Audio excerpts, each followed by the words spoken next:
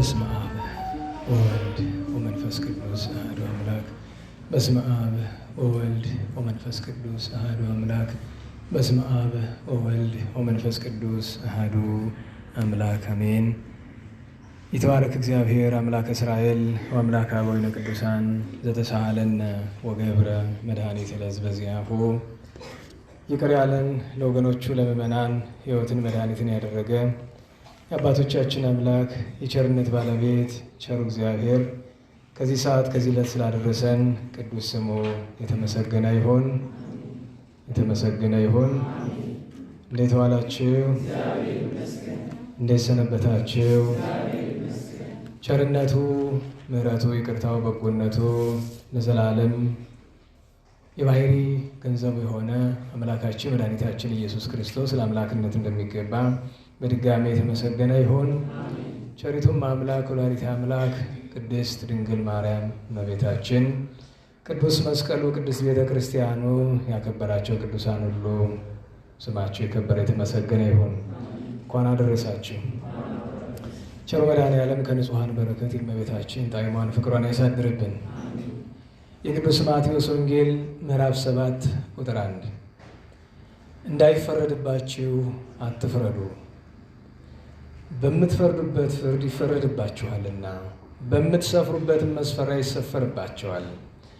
በወንድምህም ዓይን ያለውን ጉድፍ ስለምን ታያለህ? በዓይንህ ግን ያለውን ምሰሶ ስለምን አትመለከትም? ወይም ወንድምህን ከዓይንህ ጉድፍ ላውጣ ፍቀድልኝ እንዴትስ ትለዋለህ? እነሆ በዓይንህ ምሰሶ እኮ አለ።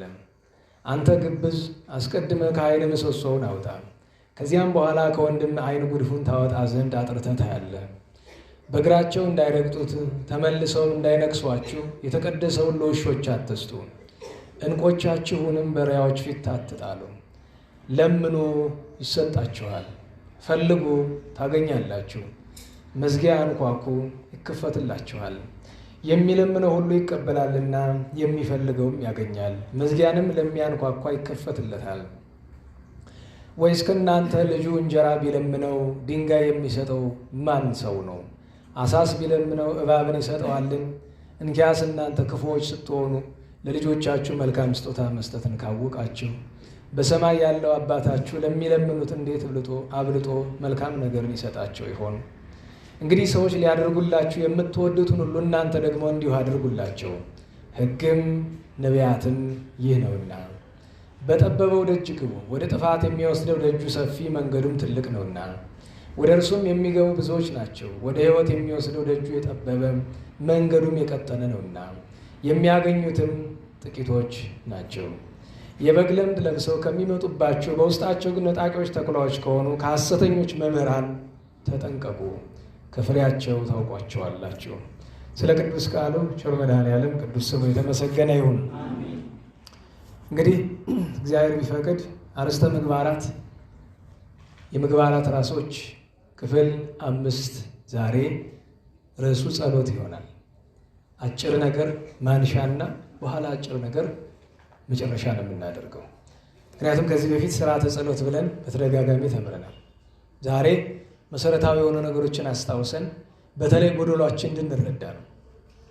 እንደምታውቁት አብዛኞቻችን አነሰን በዛም ጸሎት እናደርጋለን። አነሰን በዛም እንሞክራለን፣ ግን ብዙ ውጤታማዎች አይደለንም። ምክንያቱ ምንድን ነው የሚለውን ጎደሎውን ማየት ነው መሰረታዊ ነገር። ለሁሉ ነገር መነሻ እንዲሆነን ግን ከዚህ ካነበብነው የመጽሐፍ ቅዱስ ክፍል ባሻገር ወደ 27ኛው ምዕራፍ ሂደን በቅዱስ ሉቃስ ወንጌልን በተመሳሳይ ያለ አንድ ሰው ከተፈጠረ አንስቶ ከአንዲት በቀር ከአንድ ቀን ከእድሜው ዘመኑ ሁሉ አንድ ቀን ከአንዲቱም ቀን ለደቂቃ አንዲት አረፍተ ነገር ብቻ ተናግሮ በዚያች ጸሎቱ የእግዚአብሔርን መንግሥት የወረሰ ቅዱስ ሰው አለ። የተናገራቸው 2 ቃላት ናቸው። በመጽሐፍ ቅዱስ የተመዘገበ አንዱ ስለሆነ ነው። ታውቁታላችሁ። ፈያታዊ ዘይማን ነው። በተለይ ሳምንት ደብረ ዘይት ነውና ደብረ ዘይት ሳምንቱ ጌታችን ዳግመኛ መምጣቱን የምናስብበት ነውና ቁርጥ ፍርድ እንደሚሰጥ የምናዘክርበት ሳምንት ነውና ፈያታዊ ዘይማን በቀኝ የተሰቀለው በቤተ ክርስቲያናችን ትውፊት ቅዱስ ጥጦስ ቅዱስ ሚሎስ የሚመጣ መንግስቱን ከወረሰ በኋላ ነው። ይሄ ሰው ቋንጃ ሲቆርጥ፣ ሰው ሲገድል፣ ደም ሲያፈስ፣ ብዙ ሰው ሲያስለቅስ ኖሯል። እድሜ ዘመኑ ከዚህ በቀር ሌላ ምግባር አያውቅም። በእምነት ደረጃ እንኳን የእስራኤላውያንን እምነት የሚያምን ሰው አይደለም። በትውልዱ ግብፃዊ ነው። ኦሪትን ነቢያትን ተምሬያለሁ የሚል ግን ጓደኛ ነበረው፣ ዳክርስ የሚባል ወይም ፈያታዊ ዘጸጋም የሚባል በግራ የተሰቀለው። አሁን መሰረታዊ ንጽጽሩ ስለ በላዔ ሰብእ ስንነጋገር ተስፋ እንዳንቆርጥ የንስሐ በር ሁሌ ክፍት እንደሆነና የእመቤታችን የአማላጅነት ጽናት ለማሳየት ነው እንጂ የበላዔ ሰብእን ታሪክ የምንተርከው ሰው ብሉና ጽደቁ ለማለት አይደለም፣ እንደ ልባችሁ በድሉ ለማለት አይደለም። የፈያታዊ ዘየማንን ታሪክ የሚተረከው ስለ ሁለት ነገር ነው። አንደኛ ተስፋ እንዳንቆርጥ ነው። እስከ መጨረሻዋ ህቅታ መጽሐፍ እስከ ዳህሬት እስትንፋስ እስከዚያች ሰዓት ድረስ የንስሐ በር ሁሌም ክፍት እንደሆነ እንድናስብ እንድናዘክር ነው የሚነገር። አንድ ሁለተኛ ነገር ጸሎት እንደምን እንደሚጸለይም እንድናቅ ነው። ይሄ ሰው በዘመኑ ጸሎት አድርጎ ያውቃል። አምልኮተ እግዚአብሔር እንኳ የለውም። በዚያች በመጨረሻዋ ደቂቃ ግን ሁለት ቃላትን ተናገረ። አንዱ መጽሐፍ ቅዱስ ውስጥ ተመዝግቧል፣ አንዱ አልተመዘገበም። ሁለተኛውን የምናገኘው በቅዳሴ ውስጥ ነው። በተለይ ዛሬ እግዚእ ነው የተቀደሰ በብዙ አድባራት። ቅዳሴ እግዚእ ማለት ጌታችን በምሴተ ሐሙስ በጥንቱ መጋቢት 26 ሐሙስ ማታ ቅዱስ ሥጋውን ክቡር ደሙን ሲፈትት በለወሳስ ያደረሰው የመጀመሪያው የቤተክርስቲያናችን ቅዳሴ እግዚእ ነው። በኋላ ለሐዋርያቱ አስተምሯቸው ቅዱስ ጴጥሮስ ለቀሌምንጦስ አስተምሮት ቅዱስ ቀሌምንጦስ አዘጋጅቶት እንደገና ቅዱስ ባስልዮስ ዛሬ እንደምናውቀው አድርጎ አዘጋጅቶታል። የቂሳሪያው ቅዱስ ባስልዮስ። ስለዚህ ቅዱስ ጴጥሮስ ያንን ስለሚያውቅ ለቀሌምንጦስ ነግሮስ ቅዱስ ቀሌምንጦስ ነው በከመ ምሕረትከ አምላክንና ተዘከረን እነዚህ ውስጥ መንግሥትከ ቅዳሴ ውስጥ ያስገባው። ቅዳሴ እግዚእ ማንሻው ላይ ነው በከመ ምሕረትከ ያለው። መጽሐፈ ኪዳን ዘነገሮሙ እግዚእነ ወመድኃኒነ ኢየሱስ ክርስቶስ ለሐዋርያት ንጹሐን እምቅድመ ርግዝቶ ሰማይ ወእምድኅረ ትንሣኤሁ ሙታን ከሙታን መካከል ከመነሳቱ በፊት ከመነሳቱ በኋላ ከእርገቱ በፊት ለንጹሐን ደቀ መዛሙርቱ ያስተማራቸው መጽሐፈ ኪዳን ይሄ ነው ይልና ማንሻዋ ምንድን ናት? በሰማይ ያሃሉ ልብክሙ።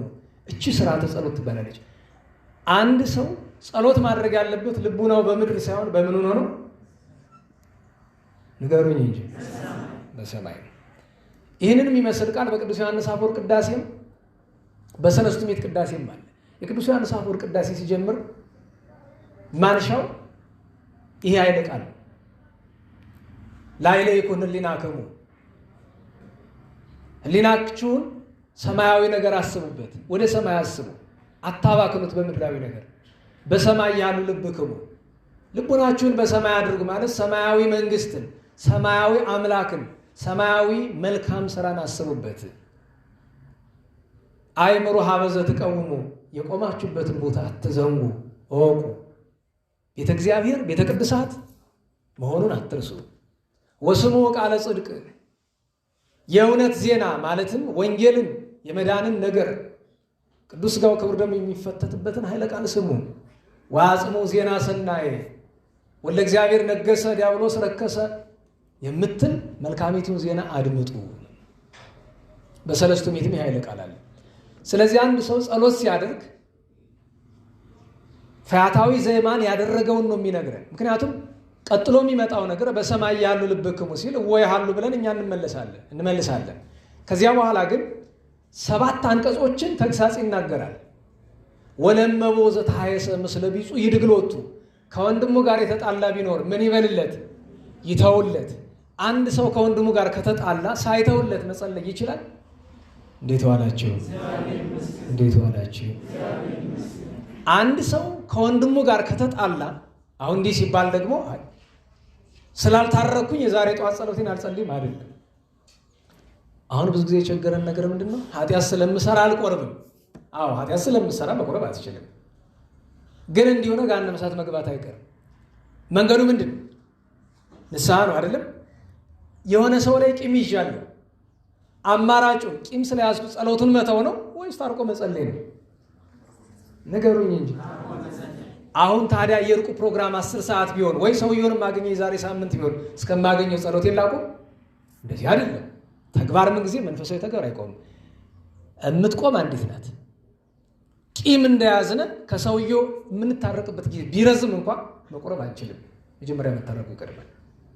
ጸሎት አይቋረጥም። መደበኛ መንፈሳዊ ምግባሮቻችን ይህንን ስላላሟላው ብለን አንተዋቸውም። ማሟላት ግዴታችን ሆኖ እያለ ቁርባን የሆነ እንደሆን ግን ሳትሟላ መቁረብ አይቻልም። እሳት ነው፣ አይሆንም። እሱ እንዳትረሱ። የምታረቀው ነገ ከሆነ ዛሬ መቁረብ አልችልም፣ ማውረድ አለብኝ። እንኳን ቁርባንን ያክል ነገር ጌታችን በዚሁ በቅዱስ ማቴዎስ ወንጌል በአንቀጸ ብፁዓን ስብከቱ ውስጥ ተናግረዋል አይደል? መባ ይዘህ ብትመጣ ከወንድም ጋር ችግር እንዳለብህ ብታስብ ምንድን ያለ? መባውን መጀመሪያ አስቀምጠው ሂድ። መጀመሪያ ምን በል? ታረቅ። መታረቅ ይቀድማል። እና ፈያታዊ ዘይማንን እንድናስብ ወለመወዘት ሀይሰን ጨምሮ 7 አንቀጽ በቅዳሴ ጊዜ እንዲህ ያለ እንዳይመጣ እንዳይቀርብ ተብሎ በእያንዳንዱ አንቀጽ ግን መልሰን የምንላት አለቃላለች አይደል? በከመ ምሕረትከ አምላክነ ዋኮ በከመ አበሳነ። አምላካችሁ ነኝ እንደ ቸርነት ነው እንጂ እንደ በደላችን አይሁን ጥሬ ቃሉ አይደለም። ይህንን የምንልበት ምክንያት በቅዳሴው መጨረሻ አካባቢ ከግዚዮታ በፊት ካህኑ ቅድሳት ለቅዱሳን ይላል አይደል? ቅድሳት ማለት ስጋው ደግሞ ነው። ቅድሳት የሚገባ ስጋው ደግሞ የሚገባ ለቅዱሳን ነው። ቅዱሳን ምን ማለት ነው? ደጋግሜ ነግሬያቸዋለሁ። ቅዱሳን የሚለው አቻ ትርጉሙ ክርስቲያን ነው ብዬ ነግሬያቸዋለሁ አይደለም? ክርስቲያን ማለት ክርስቶሳዊ ነው አይደለም? የክርስቶስ የሆነ ክርስቶስ ያደረበት በጥሩ አማርኛ ክርስቶስ መድኃኒታችን ሎቱ ስብሐት የሚመስል ማለት ነው። አንድ ሰው ጌታን ከመሰለ ቅዱስ ነው አይደለም? ተናገሩ። ክርስቲያን ማለት ቅዱስ ነው። ለዚያ ነው በጥንቱ ዘመን እነ ቅዱስ ጳውሎስ መልእክት ሲጽፉ ቅዱሳንን ሰላም በሉልን፣ ቅዱሳን ሰላምታ ያቀርቡላችኋል ይላሉ። እነዚህ ቅዱሳን የሚላቸው በሰማይ ያሉትን አይደለም፣ በምድር ያሉ ክርስቲያኖች ይሄ ስም ነበራቸው። አንዳንድ ጊዜ አርድእት ይባላሉ፣ ደቀ መዛሙርት ወንድሞች ይባላሉ፣ ቅዱሳን ክርስቲያን ይባላሉ። በከመም እና ቅዱሳት ለቅዱሳን ሲል እኛ መልሰን ምን እንላለን? አይ የበቃ እንዲያውም አባ ጊዮርጊስ በመዓዛ ቅዳሴ በ15ኛው ቅዳሴ ላይ ምን ይላል? ኩኑ ቅዱሳን ከመቁረባቸው በፊት መጀመሪያ ለቅድስና ብቁ። እስመ ከመዚህ እንዲህ ብሏልና ባለቤቱ እስመ ቅዱስ አነ እኔ ቅዱስ ነኝና እናንተ ቅዱሳን ሁኑ ብሎ አዟል። ታዲያ አንድ ሰው ከዚያ ማዕረግ መድረስ እንደምን ይቻለዋል ከተባለ 2 ደረጃ አባቶቻችን አውጥተዋል። አንደኛው የቅዱሳን ማዕረግ ነው። ሁለተኛው የኛ ነው። እሱም ምን ይባላል? ተነሳሂነት አይደል? በነገራችን ላይ ብዙ ጊዜ የሚገርመኝ እኛ ንስሐ የሚመስለን ወደ ካህን ሄደን የምንናዘዘው ነው አይደል? እሱም አጠቃላዩ ነው። የሰው ልጅ ሲነጋም ጸጸት ሲመሽም ጸጸት ያስፈልገዋል። እናቶቻችን አባቶቻችን የሚለምኑት አንድ የሚያስገርመኝ ልመና አለ። እኛ ተማረን የምንለው ማንለምነው እስቲ በሞቴ እንደው ስለው አብራችሁ በሉ ጌታ ሆይ በሉ እስቲ ያደረ ኃጢአቴን አታውልብኝ። እንደገና ማታ ደግሞ የሆነ እንደሆነ ምን ይላሉ እስቲ እናንተ በሉት ራሳችሁ። ይህ እኮ የንስሐ በር ነው። እንዲህ እኮ ራሱ አንድ ልመና። ጠዋት ስንነሳ ምህረት መለመን፣ ኃጢአታችንን መታመን፣ ተኝተን በህልማችን ስንት ነገር አይተን ነው አይደል የምንነሳው። ብዙ ሰው ያ ኃጢአት አይመስለውም። በነገር ላይ ኃጢአት ስታይ የምታድረው አዋዋልህ ጅል ስለሆነ ነው። አዋዋላችን ነው ሌሊታችን እንዲያ የሚያደርገው። ብዙ ጊዜ የሚገርመኝ አለ ደናደር የያዕቆብ ሌሊት ያድርግልህ ይላል። አሜን፣ ጥሩ ነው፣ ችግር የለውም። ግን እንደዛ ስላለ ብቻ እንደ ቅዱስ ያዕቆብ አይነት ሌሊት ማደር አትችልም። እንደ ልብ ውለህ እንደ ኤሳው ውለህ እንደ ያዕቆብ ለማደር አትችልም። ይህን እናስበው። ለሁሉም እዚያ አሐዱ አብ ቅዱስ፣ አሐዱ ወልድ ቅዱስ፣ አሐዱ ውእቱ መንፈስ ቅዱስ ብለን የምንለው አይ ቅድስና የእግዚአብሔር ገንዘብ ነው ለማለት ነው። እዚህ በከመ ምሕረት ከምንለው ንስሐ ገብተን ብንቀርብ እንኳን ብዙ ዕዳ አለብን ውስጣችን። ስለዚህ እያንዳንዱ ተግሳጽ ሲነግረን ዲያቆኑ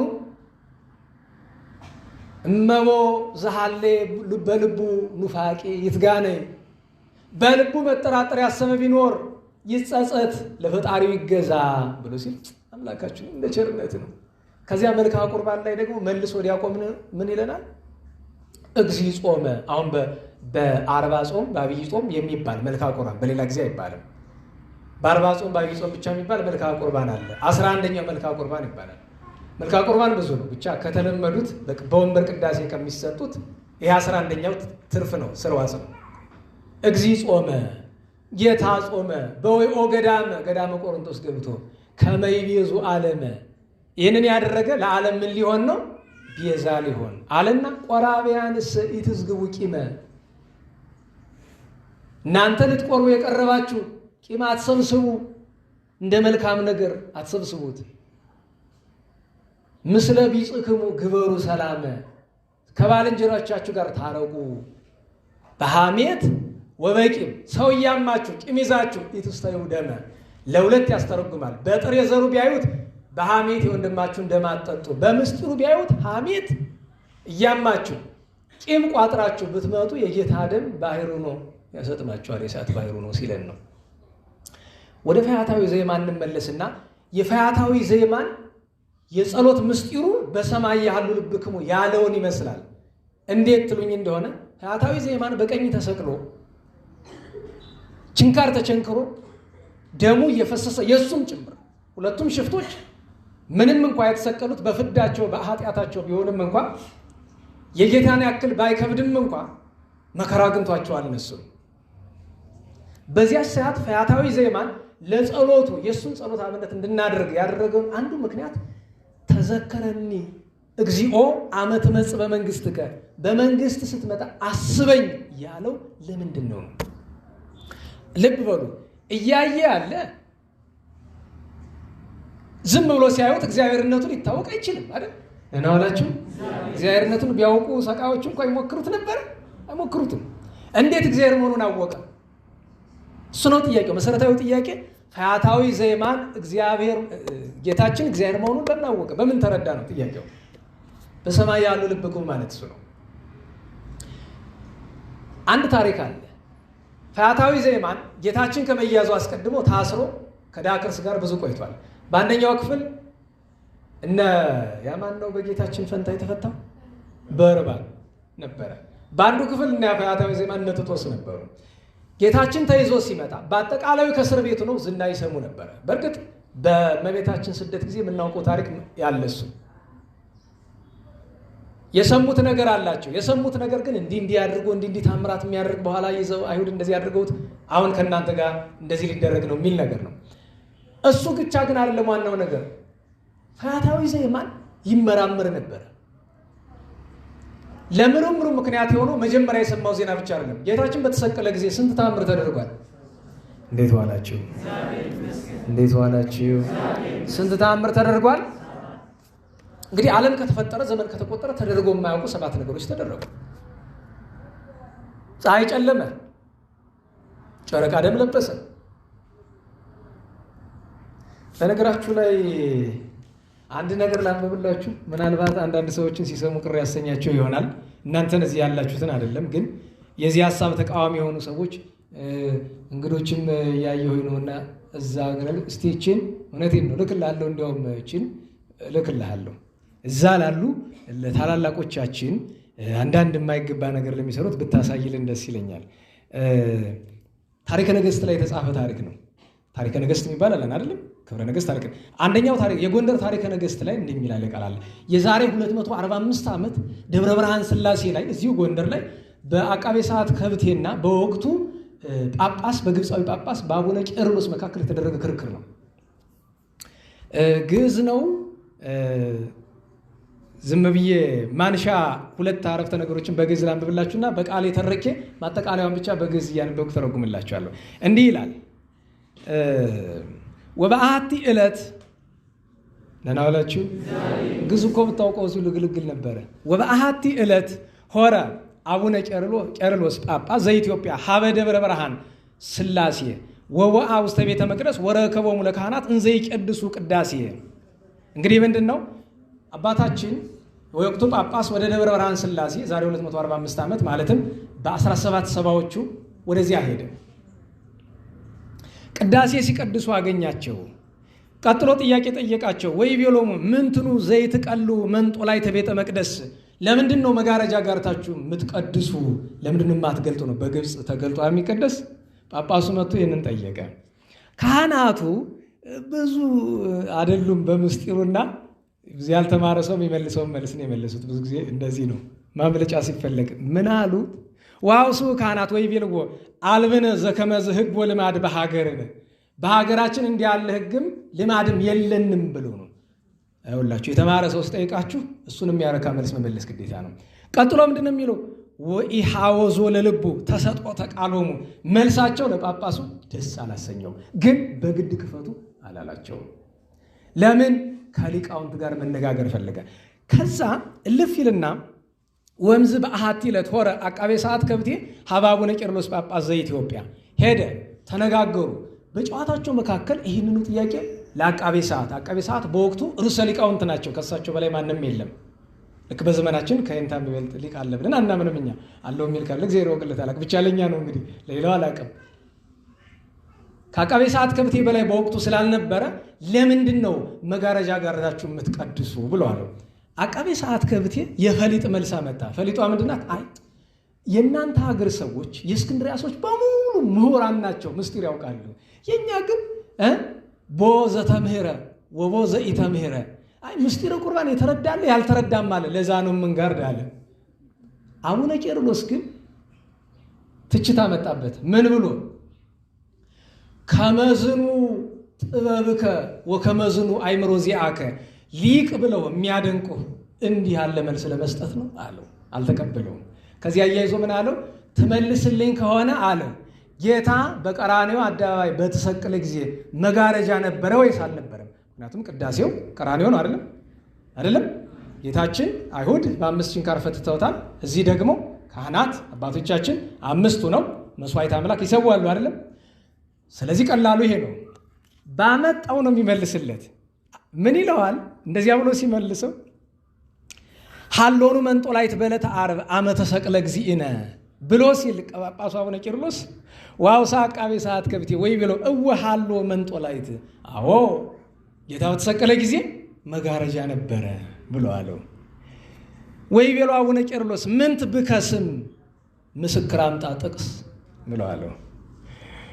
ዋውሳ አቃቤ ሰዓት ከብቴ ወይ ብሎ በስም በከመይቤ ወንጌል ቅዱስ ወሰቀሉ አይሁድ ለግዚእነ ፀሐይ ጸልመ ወወርደ መኮነ ወከዋክብት ወድቁ ፍጡነ ከመየራዩ ርቃነ ለዘፈጠረ ብርሃነ። ጌታን ራቁትን ሲሰቅሉት ወዲያው ፀሐይ ምን ሆነ? ተናገሩ። ጨረቃስ? ያ ማለት ምንድን ነው? ጨለመ ማለት ምንድን ነው? ለምንድን ነው የጨለሙት? ከመየራዩ ርቃነ ለዘፈጠረ ብርሃነ፣ ብርሃንን የፈጠረው እሱን ምኑን ላለማየት? ርቃኑን ላለማሳየት። ይሄ ነው አለው። የሚገርማችሁ ነገር የዚህ ዘመን ሰው ቢሆን ብዙ ነገር ያመጣል። ጳጳሱ ለተንኮል ስላልሆነ ምንድን ነው ቀጥሎ ያለው? ወሰሚዮ ዘንተ ቃለ ማፉ ለአቃቤ ሰዓት ከብቴ አንከረ ፈድፋደ ብፁዕ ጳጳስነ አቡነ ቄርሎስ። አደነቀ። ይህን ምስጢር አያውቅማ። የተማረ ነው እኮ። ይህን ምስጢር ግን አያውቅም። አዲስ ምስጢር አገኘ። ለካ ኢትዮጵያውያን ጋርዶ የሚቀድስ ብዙ ስርዓት እኮ ለፍትሐ ነገሥት ያዛል ተዘግቶ።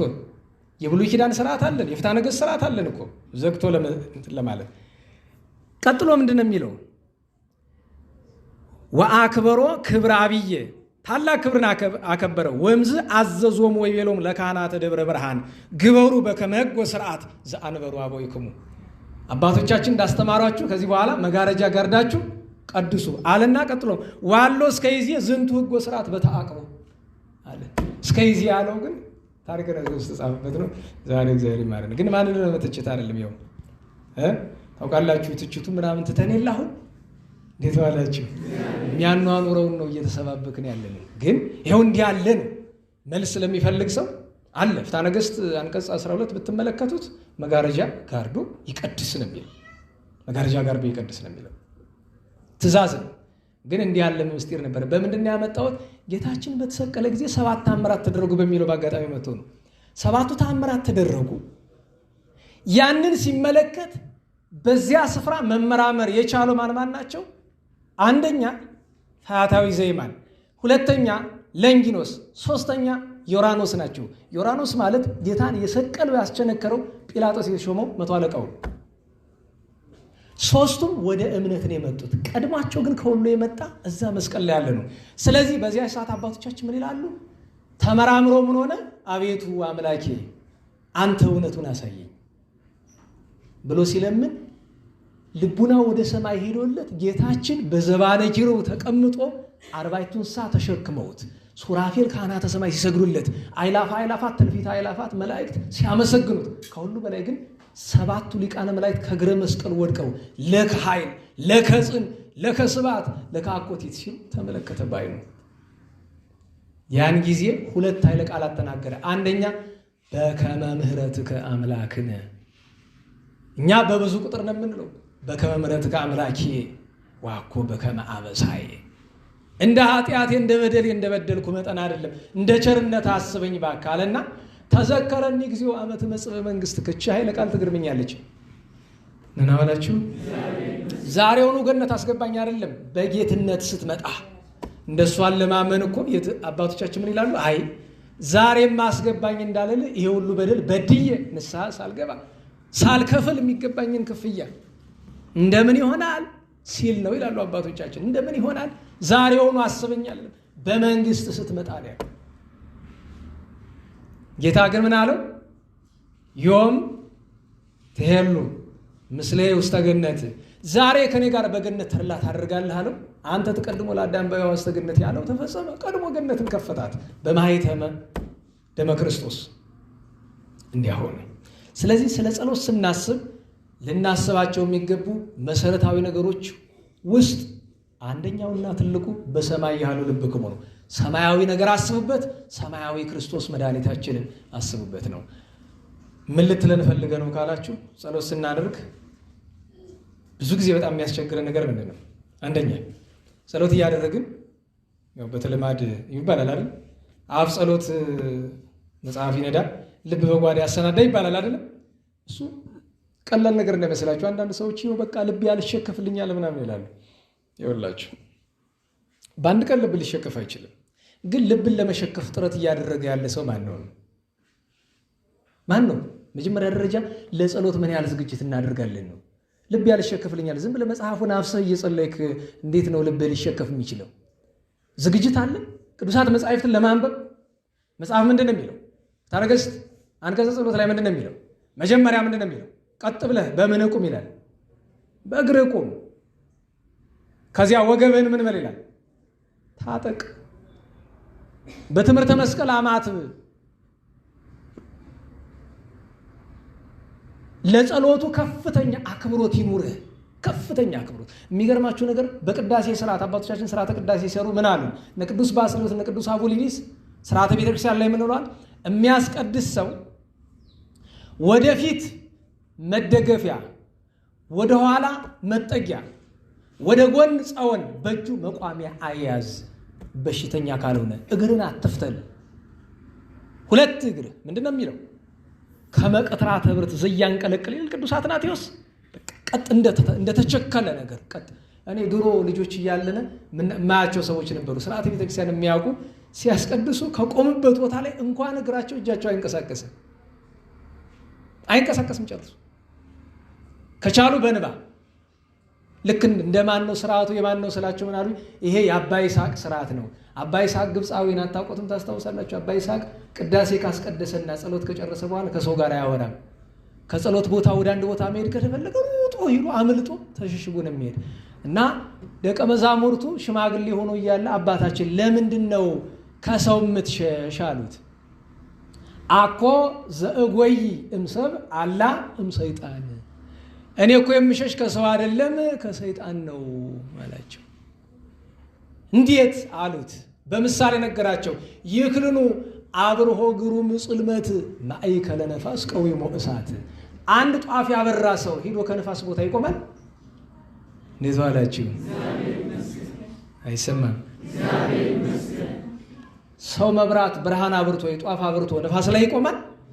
ምክንያቱም በቃ ስለዚህ ከሰውና ከእግዚአብሔር ጋር እኩል መነጋገር አይቻልም። አሁን በቅዳሴ ጊዜ ወሬ፣ በቅዳሴ ጊዜ መዓት ነገር።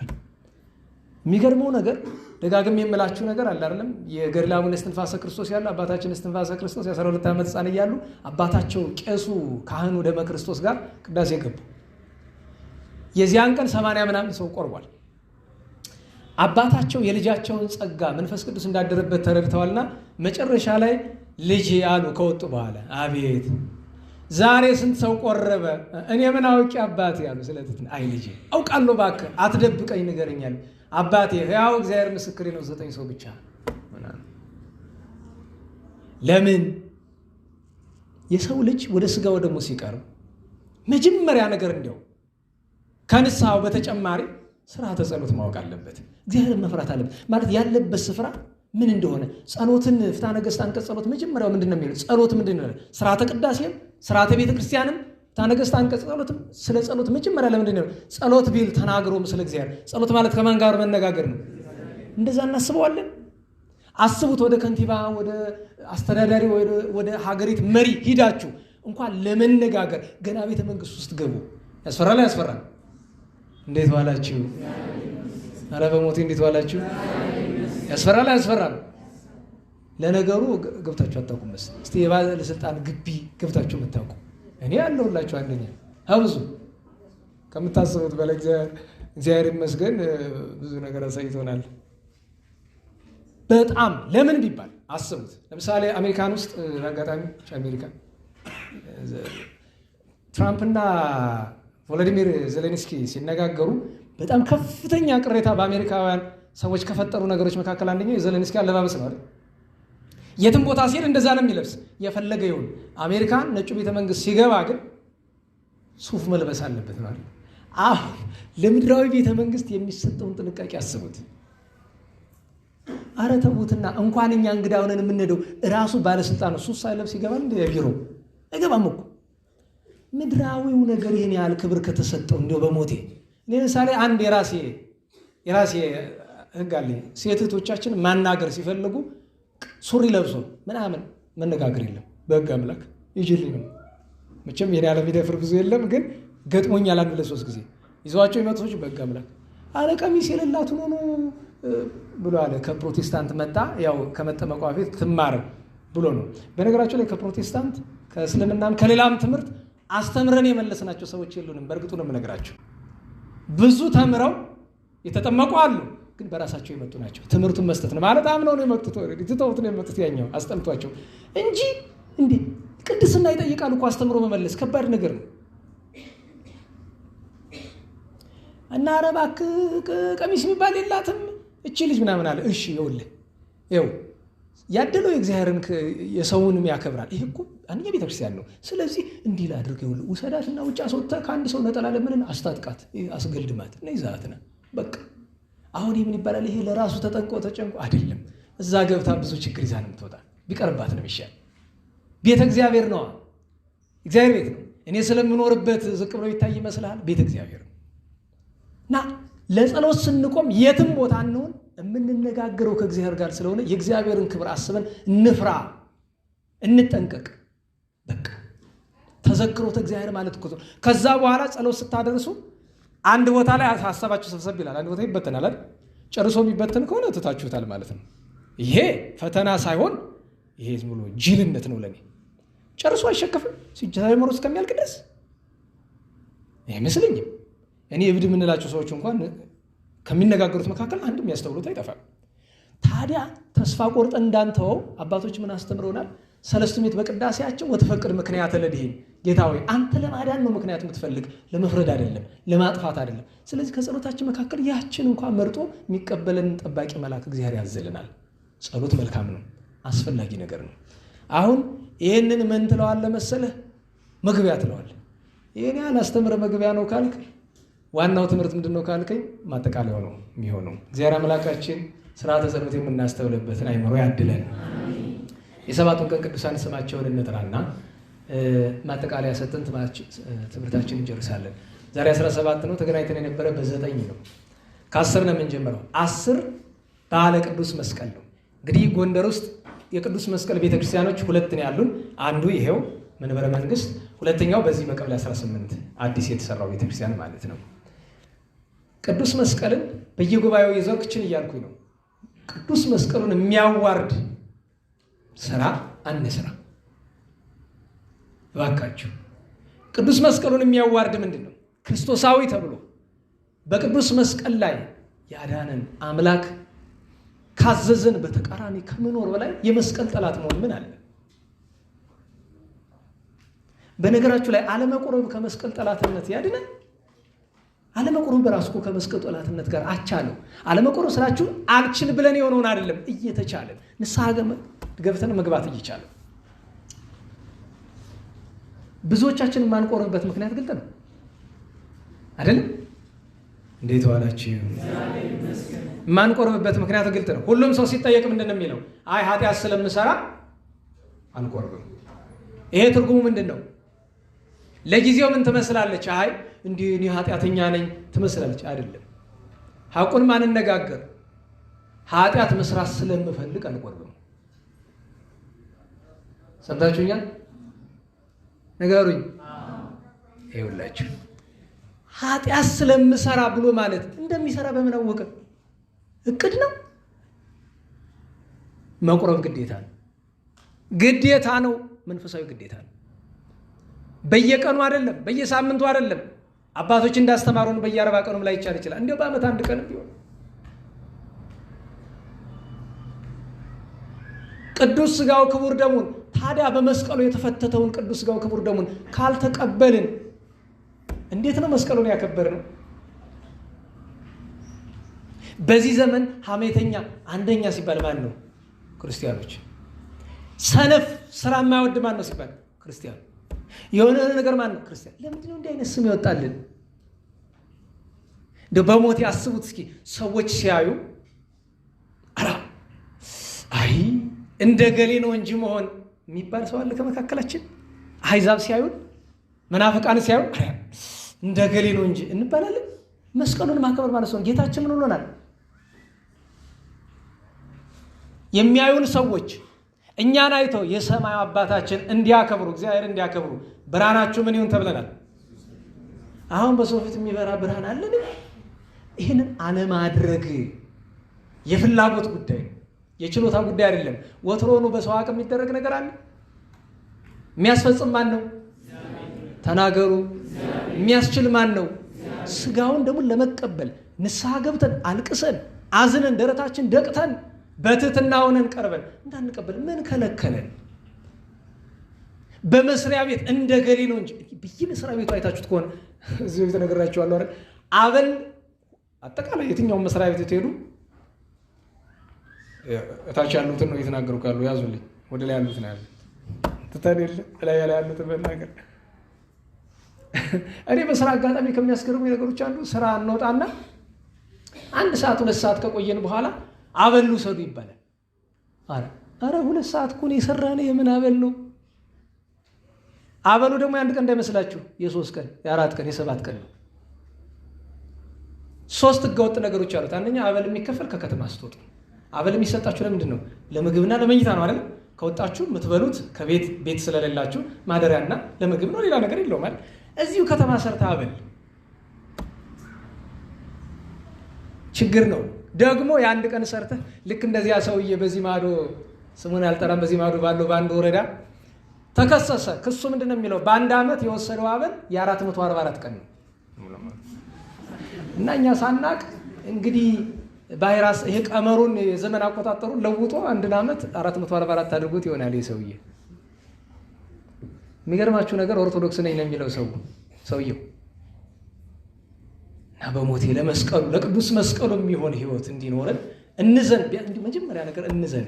እኔ አሁን ምኔ ነው ክርስቲያን? እኔ ራሴ እንደዚህ እጠይቃለሁ። እስኪ እናንተም ሁላችንም እንጠይቅ። እኔ ምኔ ነው ክርስቲያን? እዚህ ወጥቼ መለፍለፌ ነው ክርስቲያን የሚያሰኘኝ?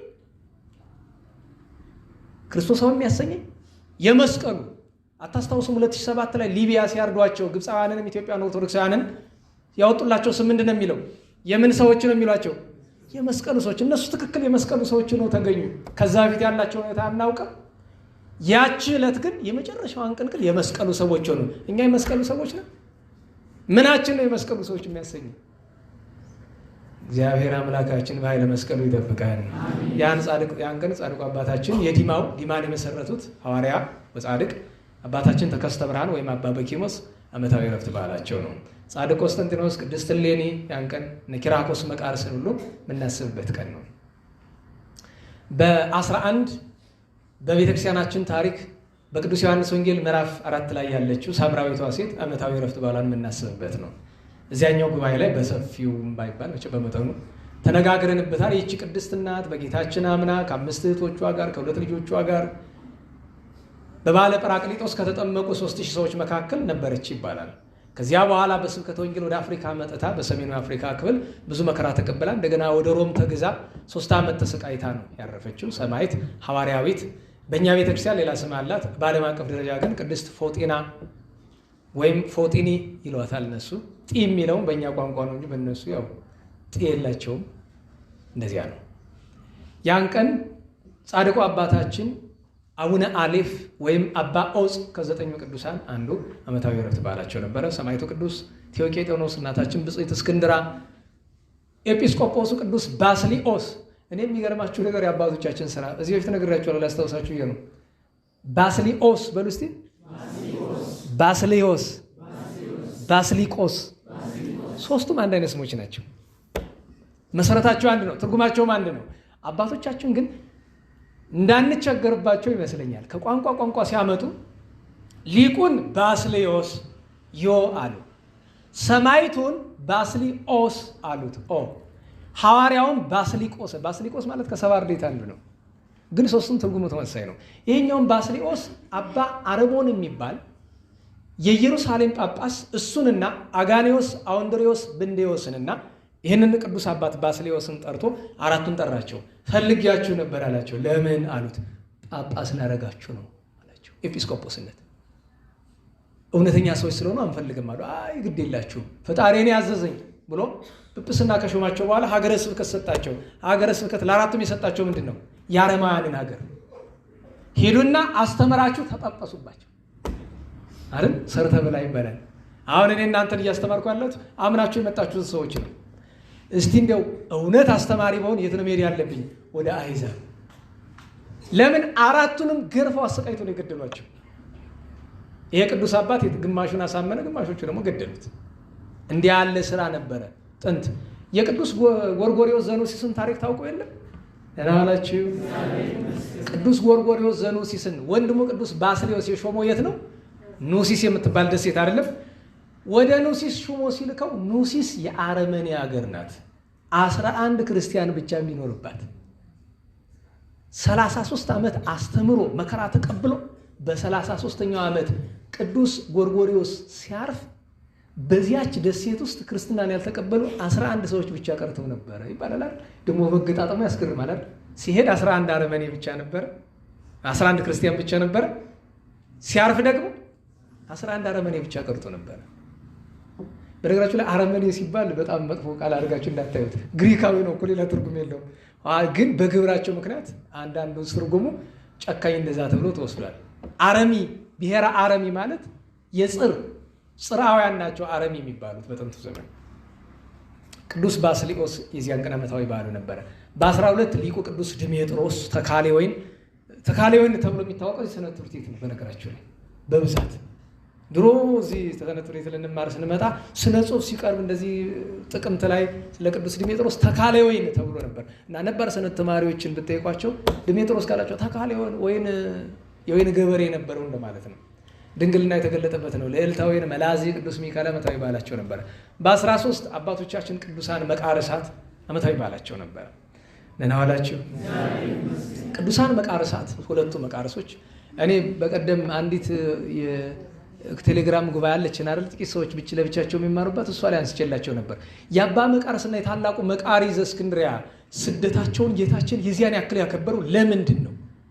በተሰደዱበት ሀገር 2 ዓመት ታስረው ተገርፈው ደማቸው ፈሶ የንጉሱን ልጅ ከጸላይ ሰናያት ካዳኗት በኋላ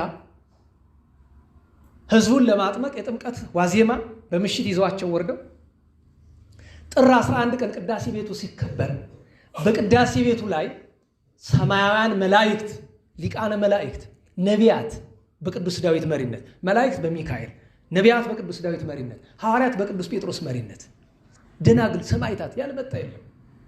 መጥምቁ ቅዱስ ዮሐንስ መጥቶ 3 ቤተ መቅደስ ሲከብር አንደኛው በእመቤታችን፣ አንደኛው በቅዱስ መስቀል፣ ሶስተኛውን ጌታ ምን አለው? መቃርስ ወዳጅ ሆይ በአንተ ስም ይቀደሳለሁ። በሕይወተ ሥጋ እያለ ታቦት የተቀረጸለት ደብር የታነጸለት ቅዱስ መቃርስ ለምን ይመስላችኋል? ጌታችን ምን አለው? ጌታችን አባ መቃርስ ጌታዬ ደስ እንዲለኝ ቅዱስ ጴጥሮስ ይቀድስ ዛሬ ሠራኤ ካህኑ ነው አለው። የለም አንተን የምትቀድስ እሱ ንፍቅ ይሁን አለው። ጌታዬ ለምን ብሎ ሲለው ድካም ብዙ ነው፣ አንተ የደከምክበትን አንተ ክበርበት አይሆንም አለ። ከዛ በግራና በቀኝ እነ ቅዱስ እስጢፋኖስ፣ እነ ቅዱስ ዮሐንስ፣ እነ ቅዱስ ጴጥሮስ፣ እነ ቅዱስ ማርቆስ ከበውት ቅዳሴ ሲቀድስ አስገራሚ ነገር እኮ እሱ ነው። ደህና ዋላችሁ? ዲያቆናት አላችሁ? ትኖራላችሁ? ያው 1 4 5 ሰው ነው ባለፈው አውጥቶ የነበረ። ደህና ዋላችሁ? ቅዳሴው ላይ ቅዱስ ጳውሎስ የሚያነብበት ቦታ ላይ ሲደርስ ዲያቆን የለም። ስለዚህ ማን አነበበ? ኩሉ ዘያፈቅሮ ተብሎ የሚነበብ የማን መልእክት ነው? ኧረ በሞቴ ነገሩ ሰራዩ ዲያቆን የማን እንደሚያነብ የቅዱስ በሉ። ኧረ በሞቴ ኧረ እንደው አታድክሙኝ ባካችሁ። ደግሞ ስሊነቀ እንዳትሉ ጎንደር ሰው ሲከፋ ስትለው ይነቀ ነው የሚል ይባላል። ለነገሩ ጎንደር ያደላችሁ ብዙዎቻችሁ እንተዋወቃለን። ስም ነው፣ ስም ብቻ ነው። የቅዱስ በሉ ጳውሎስ። አዎ። ስለዚህ ዲያቆን የለም። ማን ያነበበው? ራሱ ቅዱስ ጳውሎስ መርጡ ለዚህ ዕለት የሚስማማው። ቀጥሎ የሚነበበው ንፍቁ ዲያቆን የሚያነበው የሐዋርያትን መልእክቶች ነው አይደለም? ቅዱስ ዮሐንስ መጥቶ አነበበ ከመልእክቱ። ግብረ ሐዋርያትን የጻፈው ማን ነው? ቅዱስ ሉቃስ። ከግብረ ሐዋርያት ቅዱስ ሉቃስ አነበበ። ወደ ተራሰብ ተነበረ ታባባው በገዳም እንዳለው ግብረ ሐዋርያት 7:51 ላይ። ከዚያ ቀጥሎ ምስባክ ደረሰ። ምስባክ የማን ነው? ኧረ ተናገሩ። የቅዱስ ዳዊት በሉ፣ በደንብ በሉ፣ ጨምሩ። ታዲያ ምስባኩን የሚሰብክ ዲያቆኑ ነበር አይደለም? ራሱ ቅዱስ ዳዊት። አይ እንደ ያስመኛሉ እኮ እዚያ እንዲሁ ምስባክ ዛሬ እንደው ድምፀኛው ዲያቆን በአዲስ አበባም በባህር ዳርም በጎንደርም በውጭም ሀገር መቼስ ድምፀኛው እየተመረጠ ነው የሚገባ። እንደኛ ያለው የሚፈልገው የለውም። አንከፋም እኮ ብዙ ነበረ፣ ግን መቼም ለሰው ጆሮ ቢሆን ብዙ ነገር አይደለም እና ተመርጦ ነው የሚገባ። ጥሩ ነው፣ ችግር የለውም። ምቀኝነት አይደለም፣ ጥሩ ነው። ድምፀኛው መግባቱም ጥሩ ነው። ግን ምስባክ ላይ ነው ዲያቆን ሙያውን የሚያሳይባት። አንዷ ምስባክ ናት አይደል? አንደኛ ምልክቷን ተከትሎ፣ ሁለተኛ ትንሽ ኩሸት ጣል አድርጎ ልጥጥ ያደርጋታል አይደለም? ለምሳሌ አሁን ወትቀውም ንግሥት ይሰበክ ቢባል ጥሬ ዘሩ ጥንት ስሪቱ ወትቀውም ንግሥት በየማንከ ይሄ ነው ምስባኩ። ዛሬ ግን ምልክቱ እሱ አይደለም። ሲያሰፋው የንታ ትትና ምን ያለው ነፍሳቸውን ይማር ይህ ሁሉ የለጠጠው ታዲያ ምንድን ነው ስላቸው ስራ የፈታ መነኩሴ በሙሉ የቅዳሴ መምህር መነኩሴ አይደል? የከተማውን አትዩ፣ ዋናውን ወንበር ያዙት መነኩሳት ናቸው። ስራ የፈታ መነኩሴ ነው። በቃ በአልባሰ ወርቅ አለች። በቃ ግን ዛሬ ሲሰሙት እንደዚህ አይደለም። አጭር ናት፣ እንደዚህ አይደለም። እና ቅዱስ ዳዊት ሲሰብከው መስማት እንዴት ይሆን ነው። ኋላ ግን ለስም አጠራሩ ስግደት ጌትነት ይሁንና መድኃኒታችን ኢየሱስ ክርስቶስ ምን አነበበ? ወንጌሉን አነበበ። ከዮሐንስ ወንጌል መርጦ አነበበ። እና የሁሉ ክብር የተደረገላቸው እነዚህ ቅዱሳን አባቶቻችን ክብራቸውን ለመረዳት በቀደም ከተነጋገር ነው አንዱን ብቻ ላስታውሳችሁ። የአባ መቃርስ ታላቁን ክብር መረዳት ከፈለጋችሁ እንዲህ ነው። አንድ ቀን አባታችን ቅዱስ መቃርስ ለብቻዬ ልጸልይ ብሎ ወደ አንድ መቃብር ቤት ገባ። እዚያ እየጸለየ ጸሎቱ ሲጣፍተው ሲጨምርበት ስንት ጊዜ ቆየ? 3 ዓመት ሳይወጣ እና ጸሎቱን ሲጨርስ እዛው ጸሎት እያደረገ እየደከመው ጋደም የሚልባት ቦታ አለች፣ አመዱ ላይ ማለት ነው። ለካ አመዱ በታች መቃብር ነው፣ የተቀበረ ሰው አለ። እና አባ መቃርስ ከ3 ዓመት በኋላ ወደ ገዳሜ ልመለስ ብሎ ሲወጣ አስከሬኑ ተነስቶ በሩ ላይ ቆመ። መውጣት አትችልም፣ እንዳትወጣ እባክህ ብሏል። እንዴ ምን ሆነ ነው አለው። ይችን 3 ዓመት አንተ እዚህ በምታደርገው ጸሎት ይሄው ስቃይ የለ ሲኦል ነው የምኖር። አንተ ስለምጸልይ እዚያ እኔ አልሰቃይም በዚህ ባንተ ምክንያት። አሁን ስትሄድ ስቃዩ እንደገና መምጣቱ ነው። አስባችሁታል? እንዲህ ያለ ሀብት አባ መቃርስ እኮ ራሱ እንደዚህ እንደሚደረግ አያውቅም። ኋላ አይ ወደ ገዳም የማመድ የግድ ነው እንዴት አደርጋለሁ አለ። ከሰማይ ምንም የሚል ድምፅ መጣ። ምውት ሆይ መቃርስን ይሄድ ዘንድ ተው፣ ተመለስ ወደ መሬት ብሎ አለው። እዚያው ላይ ፈሰሰ እንዳፈር አጥንቱ እዚያው ላይ ፈሶ ወደቀ። ይህንን ያክል ክብር ያለው ነው አባታችን ቅዱስ መቃርስ። ያኛው መቃሪ ደግሞ ታላቁ ቅዱስ መቃርስ ቅድም ሰው ስላለመበደል ቂም ስላለመያዝ ተነጋግረናል አይደል? ጉንዳን ገደልኩ ብሎ ምን እንዳደረገ ታስታውሳላችሁ? ዘመሚት ስለገደለ ምንድን ያደረገ? ሄዶ ዘመሚት ካለበት ጉድጓድ ገብቶ ሙልጭ አድርገው በልተውታል አይደል? 6 ወር ሙሉ እዛ ውስጥ ገብቶ የበደሉንን ይቅር ባንል እግዚአብሔር እኛን ይቅር አይለንም ያለው የመጽሐፍ ቃል እነሆ እንዲህ ነው። እግዚአብሔር በረከታቸውን ያሳድርብን። የቅዱስ ጳውሎስ ወዳጅ የእስክንድርያ ሊቀ ጳጳሳት ቅዱስ ዲዮናስዮስ ሰዓት ሄደ መሰለኝ። ቅዱስ ዲዮናስዮስ የዚያን ቀን ዓመታዊ የእረፍት ባህሉ ነው። ሐዋርያ፣ ሰማዕት፣ ሊቀ ጳጳሳት፣ በዚያ ዘመን መናፍቃንን የታገለ ብዙ መከራ የተቀበለ በዳክዮስ ዘመን ቅዱስ መርቆሬዎስ እና እሱ በአንድ ዘመን የነበሩ ያን ቀን 40 ሐራ ሰማይ 40 ጭፍሮች ያን ሁሉ መከራ ችለው ሰማዕትነት የተቀበሉ የሀገረ ስብስት የእስራኤል ውስጥ ያለች ግዛት ናት። ዓመታዊ በዓላቸው ነው። ሌላኛው አባታችን ቅዱስ ተክለ ሚካኤል የደብረ ሊባኖስ ነው። ሁሌ በየዓመቱ ነገራቸዋለሁ። ነግስን ከደረሱ በማህሌት ጊዜ የሚደረሰውን ጸሎተ ነግስን ከደረሱ ቅዱሳን አባቶቻችን አንዱ አባታችን የመጀመሪያው ዲያቆን የኋላው ካህኑ አባ ተክለ ሚካኤል ነው። ይሄ ቅዱስ ሰው የሚታወቅበት ባህር ከፈለ ተብሎ ነው አይደለም? ታስታውሱ? እንዴት ዋላችሁ? ምን ከፈለ?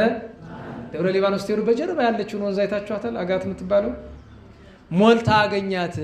እንጠብቅ እስኪ ጎድል አሉት። እቸኩላለሁ፣ እሻገራለሁ አላቸው። አባታችን ይወስዳል አይወስደኝም፣ ይወስዳል አይወስደኝም። እንዴ ምን ኃይል አለ ይህን የምታደርግበት? አይ እሱን እግዚአብሔር ያውቃል። ኋላ ምንድን ነው ያላቸው? ልጆቼ አስቡት እስኪ ይህችን ወንዝ መሻገር ካቃተኝ የገሃነመ እሳትን ባህር በምን ነው የሚሻገረው? ሆኖ ጸሎት አደረገ። በስመ አብ ወወልድ ወመንፈስ ቅዱስ አሐዱ አምላክ የሚባርከው ወንዙ ግራና ቀኝ ተከፈለ፣ አልፎ ሄደ።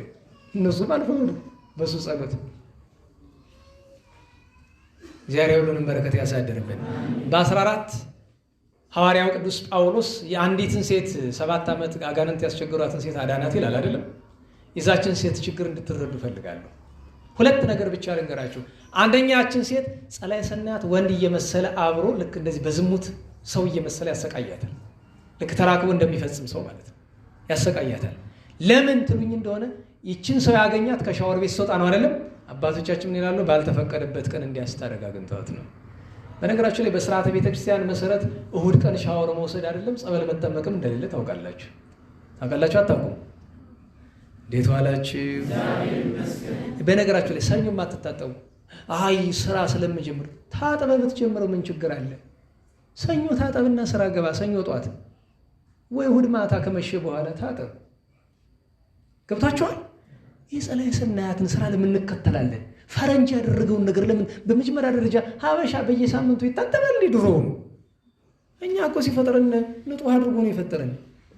እኔ መምህሬ እኮ ዓመት እስከ ዓመት አይታጠብም። በዓመት አንድ ቀን ነው ለበረከቱ ብሎ የጳጉሜን የሚታጠቡ። በቃ አለቅ። እሱም ለበረከቱ ነው። እንዴ ምን ትለኛለህ? አታስለምደው ዝም ብለህ። አንደኛው ልጅ እናንተ መካከል ዛሬ ሲልም መሰለኝ እንዲህ ሳስተምር ሰምቶ መታጠቡን ተወው ደግሞ ጨርሱ። አንዳንዱ ሰው ደግሞ ያበዛዋል። ኋላ በ6ኛው ወር መጣ። አንተ ችግር ገጠመኝ እኮ። ምን ሆንክ? አመመኝ በጣም። ምን ሆነ? 6 ወር ሙሉ አልታጠብኩም። ትእዛዛቅ እኔ 6 ወር ቆይ ብያለሁ እንዴ? ቀስ እያልክ ሳምንት 2 ሳምንት እያልክ ትገፋዋለህ። እኔ እውነቴን ነው። አንድ ቀን መምህራችን 5 ዓመት ቆዩ ሳይታጠቡ። እግዚአብሔር በቀኝ ያቁማቸው። በቃ ቀስ ብለን ነው ታዲያ ከስንት ዓመት ልምምድ በኋላ የመጣ ነው። እህቶቻችን ግን እነዚህ አይደለም። ታውቁታላችሁ። በጣም የጉልበት ስራ የምትሰሩ ወንድሞቻችንና እህቶቻችን በሳምንት እሺ፣ በዚያ ላይ ስታጠቡ ቅዳሜና እሑድ ላይ ምን አስኬዳችሁ? ሰኞ፣ ማክሰኞ፣ ረቡዕ አለ፣ ሐሙስ አለ፣ ዓርብ አለ። በዛ ታጠቡ። እችን ሴት በዚያ ምክንያት ነው ያገኛት። ኋላ ጸላይ ሰናያትን ካራቀላት በኋላ ቅዱስ ቶማስ ሊሄድ ሲል ኧረ አባቴ ኧረ አትተውኝ አለችው። ምን ነው አስወጣውልሽ እኮ አላት። እባክህ ዳግመኛ እንዳይመጣ ምልክት አድርግልኝ በእኔ ላይ አለችው። ምልክትማ ምን ሌላ ምልክት አለ ብሎ ቅዳሴ ቀድሶ አቆረባት። ዳግመኛ አይመጣም። ጸላይ ሰናያትን ጨርሶ የሚያረቀው ስጋው ደሙ። ጸበል ተጠምቃችሁ ስትጨርሱ በስጋው ደግሞ ካልታተመ ዳንኩ እንዳይመስላችሁ፣ ተመልሶ ይመጣል። ከልካይ የለውማ። ምን ይከለክለዋል? ክርስቶስ መድኃኒታችን በእኛ ላይ ካላደረ ማን ይከለክለዋል? በነገራችሁ ላይ አባቶቻችን ብለዋል አይደል? አንድን ቤት ክርስቶስ ካደረበት ሰይጣን ያድርበታል። በቃ እሱን ማወቅ ማስተዋል ይገባናል። እና እዚያ አዳናት፣ ስጋው ደግሞ አቀበላት። ሌላ የዛን ቀን ታላቁ ሰማዕት ብዙ መከራ የተቀበለው አባ ሲኖዳ ያን ቀን ቅድም የጠቀስኩላችሁ ሶስቱ አጋኔዎስ፣ አውንድሪዎስ እና ብንዲዎስ ሰማዕታቱ ዓመታዊ በዓላቸው ነው። አባ ቄርሎስም አለ። የዚያን ቀን አባታችን ቅዱስ ባጥል እኔ ይገርመኛል። አንዲት ስራ ጀምረን ነበር። የዚህ ያለው ወንድማችን አስተባባሪ ሆኖ ሲሰራው ነበረ። እዚያ በዛ በመስኮቱም ያሉትም አሉ። በግማሽ ተሳክቶልናል ይመስለኛል። እኔ ግን አያያዙን ስላላወቅንበት ወይም የሚያግዘን ሰው ስለሌለ ቅዱስ አባታችን ባጥል የሰራው በቀደም ዕለት አንድ ሰው ቪዲዮ ላከልኝ ከአዲስ አበባ። እናንተ ስታደርጉ አይተን እኛም ይኸው እየሞከርነው ነው። ይሄ በልማድ ሴተኛ ዳር የምንላቸው እህቶቻችንና እናቶቻችንን ሰብስበው እያገዙ ያስተምሯቸዋል። ይህንን ስራ ስንጀምረው እኛ እግዚአብሔር በፈቀደ ጀምረን ወደ 120 አካባቢ ደርሰን ነበረ። ግን ችግሩ እነዛ የተመለሱ እናቶችን ስራ የሰጠናቸውን እግዚአብሔር ስራ የሰጣቸውን እናቶቻችንን 2-3 ሰው ነው ያለ። ማን ይከታተላቸው? እነሱ 2-3ቱ ሞከሩ፣ አቅም በላይ ሆነ። ግን አሁንም አሉ አይደል? የምትከታተሏቸው የተወሰኑ አሉ።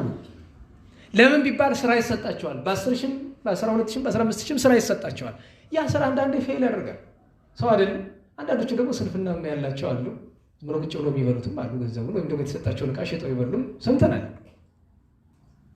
ስራው ግን በጣም እኔ በነገራችን ላይ በዝክረ ቅዱሳን ታሪክ ውስጥ ከተሰራው ስራ ከገዳማት መረዳትና ከየዕለቱ ነዳያን ምግብ በላይ ያን የሚተካከል ስራ ያለ አይመስለኝም። እኛ አይደለንም የሰራነው፣ ባለቤቱ ነው። በወደደው አድሮ ነው የሰራው። ይሄን ስራ እንድናሰክር ያደረገን ማን ነው የሚባል አባታችን ቅዱስ ባጥል ነው። አባ ባጥል ማለት በግብፅ በዘመነ ጻድቃን የነበረ መነኩሴ ነው። አረጋዊ ከፍጹምነት የደረሰ ገዳም ውስጥ መተማማት ሲመጣ አይ መነኩሴ አፋውቶ ካማማ ምን ገዳም አለ ብሎ ገዳሙን ትቶት እስክንድሪያ ከተማ ገባ። እስክንድሪያ ማለት እንደ አዲስ አበባ ቁጠሩት፣ ትልቅ ከተማ ነው። ከዛ ወጸሐፈ ስመ ዘማት ይላል። የአመንዝራ ሴቶችን ስም ዝርዝር ጻፈና ያ ሽማግሌ አረጋዊ ሄዶ ሲሸከም የቀን ስራ ሲሰራ ይውላል። ሳንቲም ሲቀበል ትንሽ ሽምብራ ቂጣ ይበላና የቀረውን ይዞ ዛሬ አንቺ ጋር ማደር እፈልጋለሁ ራስሽን አዘጋጅልኝ ይላታል። እሷ ለሌላ ለተናቀ ስራ ይመስላታል። ይገባና አንቺ እህቴ ለምንድን ነው የኔ ልጅ እንዲህ ያለ ስራ የምትሰሪ? ቢቸግረኝ እንኪ ይኸው ለዛሬ ይህን ያዥ በያንቺ ወደዚያ ሂጅ ብሎ ዝሙት የሚያሰራትን ጋኔን ከቤቱ እስኪወጣ ድረስ ሲጸልይ ያድራል። እሱን ካላባረረው አይወጣም። ደግሞ በሚቀጥለው ቀን ከዚያችን ቤት ግን ምስጢር እንዳትገልጡብኝ ይላቸዋል። በዚህ ምክንያት ተሰድቧል፣ በጥፊ ተመቷል። አመንዝራ መነኩሴ እየተባለ ግን በእስክንድሪያ ከተማ የነበሩ ሴተኛ ዳር የሚባሉ ሴቶችን በሙሉ እኩሉን ገዳም እኩሉን ወደ ተቀደሰ ጋብቻ አስገብተዋቸዋል። አስባችሁታል? የዚህን ቅዱስ ሰው ትሩፋት። እንዲህ ያለ ስራ ከስራዎች ሁሉም ይበልጥ ይመስለኛል። እግዚአብሔር በረከቱን ያሳድርበት። በ15 እናታችን ቅድስት ሳራ ለባዊት ትባላለች። አስተዋይዋ ገዳማዊ ኑሮ የኖረችው ታላላቅ ወንድ ቅዱሳንን በገድል የተካከለቻቸው ብዙ ምክር በዜና አበው የተጻፈላት ሰማዕቱ ቅዱስ ሰሎፍኮስ እጮኛው ቅድስት አስጠራጦኔ ጋር ነበረች አይደለም? አይ ሰማያዊ ሙሽርነት ይሻለኛል ብሎ ብዙ መከራ ተቀብሏል። ያን ቀን ሌሎች ቅዱሳንም ዓመታዊ በዓላቸው ነበረ። በ16 ትናንት አባ ሚካኤል ገዳማዊ ግብፃዊ ጳጳስ ናቸው። ዛሬ በ17 ሐዋርያው ቅዱስ አልዓዛር በቅዱስ ዮሐንስ ወንጌል ምዕራፍ 11 ላይ የምናገኘው እረፍቱ ነው። ታሪኩን ምናልባት በትንሣኤው ከ4 ቀን በኋላ እንመለከታለን። ሌላኛው ዛሬ ሰማዕቱ ቅዱስ ቴዎቅሪጦስ ነው። በ15 ዓመቱ ያን ሁሉ ግፍ የተሸከመ ሮማዊ አናጉንስጢስ ነው ማለት ቤተክርስቲያን አነባቢ ነበረ። ቅዱሱ ሰው ዓመታዊ ሰማዕትነት በዓሉ ነው። ስንክሳር ላይ ካልጻፉት ዛሬ አባታችን የደብረ ድኆዋን ኤርትራ ውስጥ ደብረ ጽጌ ገዳማቸው የሚገኝ አባታችን አቡነ ዮናስ ዓመታዊ ዕረፍት በዓላቸው ነው። ጻድቁ አቡነ ዮናስ በብዙ ገድል በብዙ ትሩፋት የሚታወቁ በሐዋርያዊ አገልግሎታቸው የተደነቁ 10 ጣታቸው እንደ እሳት ይነድ የነበረ ብዙ ቅድስና የሰሩ ከአጠቃላይ ሕይወታቸው ለ78 ዓመታት በበረሃ ገድል የኖሩ በጾም በጸሎት ብዙ መከራ የተቀበሉ። የሚገርመው ነገር መቁረብ ሲፈልጉ ደመና ጠቅሰው ኢየሩሳሌም ከቆረቡ በኋላ ግን መከለፍት ስለሌለ የሚቀመስ ከስውራን ጋር ስለሆነ የሚቀድሰው እዛ ሄደው መከለፍት የሚቀምሰው የት ነው? እዚሁ ኤርትራ ተመልሰው ማለት ነው። እንደ አይነት ጥቅሻ መጥተው እዚህ አፋቸውን ይሽሩ ነበር ይባላል። ብዙ ድንቅ ቃል ኪዳን ያላቸው።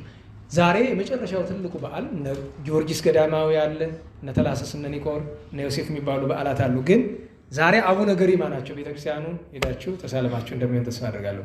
ዛሬ አቡነ ገሪማ ታምራት ያደረጉበት ቀን ነው። ታምራቱ ምንድን ነው ብሎ የሚጠይቅ ሰው ቢኖር አባታችን ገሪማ አንድ ቀን ይኸውም መጋቢት 17 በአንዳንድ ትውፊት መጋቢት 20 ይባላል ቅዳሴ ነበራቸው አባታችን አቡነ ገሪማ። ነገር ግን ለቅዳሴ የሚሆን ነገር አልነበራቸውም እና በጠዋት ወደ እግዚአብሔር ሲጸልዩ የእግዚአብሔር መልአክ ስንዴ አመጥቶ ሰጣቸው፣ ከሰማይ አመጥቶ ሰጣቸውና ይህንን አርሰ ዝራው አላቸው። በጠዋት ተነስተው 2 በሮችን አመጡና 44 ትልም አረሱ። ትልም ታውቃላችሁ አይደል? 44 ትልም አረሱና ያን ስንዴ ዘሩት። ከዛ ቆም መጸለዩ ሲጸልዩ ትንሽ ቆይቶ ሲያድግ በ7 ሰዓት ለመታጨድ ደረሰ። ያንን አጩት፣ ሀምን ላይ ይውቁት። 2 በሮች ጠሩና ወደ ግራር ውጡ አላቸው። አሁን ልብ በሉ። አንዳንድ ጊዜ የሚባል ነገር አለ። አሁን አንዳንዴ ሰው ይሄን ገድል ላይ እናዋላችሁ እንዴት ነው በሬ ግራር ወጣ የምትለኝ? ከመጽሐፍ ቅዱስ ውጭ አልቀበልም ማለት ነው። እናዋላችሁ መጽሐፍ ቅዱስ አሁን መጋቢት 12 ላይ ያከብር ነው አለ አይደለም? ቅዱስ ሚካኤልን እግዚአብሔር ወደ ማን ላከው ይላል? ድርሳነ ሚካኤል ላይ ወይ ስንክሳር ላይ በ12 ወደ ጠንቋዩ ወደ ማን ተናገሩ? ወደ በለዓም። የበለዓም አህያ ከበለዓም ጋር ምን አደረገች? ንገሩኝ። ኧረ በሞቴ ኧረ በደንብ በሉ። አህያ ያወራል እንዴ? ያወራል ወይ? ይሄ አልጸነነብህ ታዲያ እንዴት ነው በሬ ግራር ላይ ወጣ ብሎ የሚጸንበት? እንዴት ያለ ደንቆሮ ነው! ይቅርታ ደንቆሮ አልኩ። ይቅር በሉ። ያው ሰስቶኝ ነው።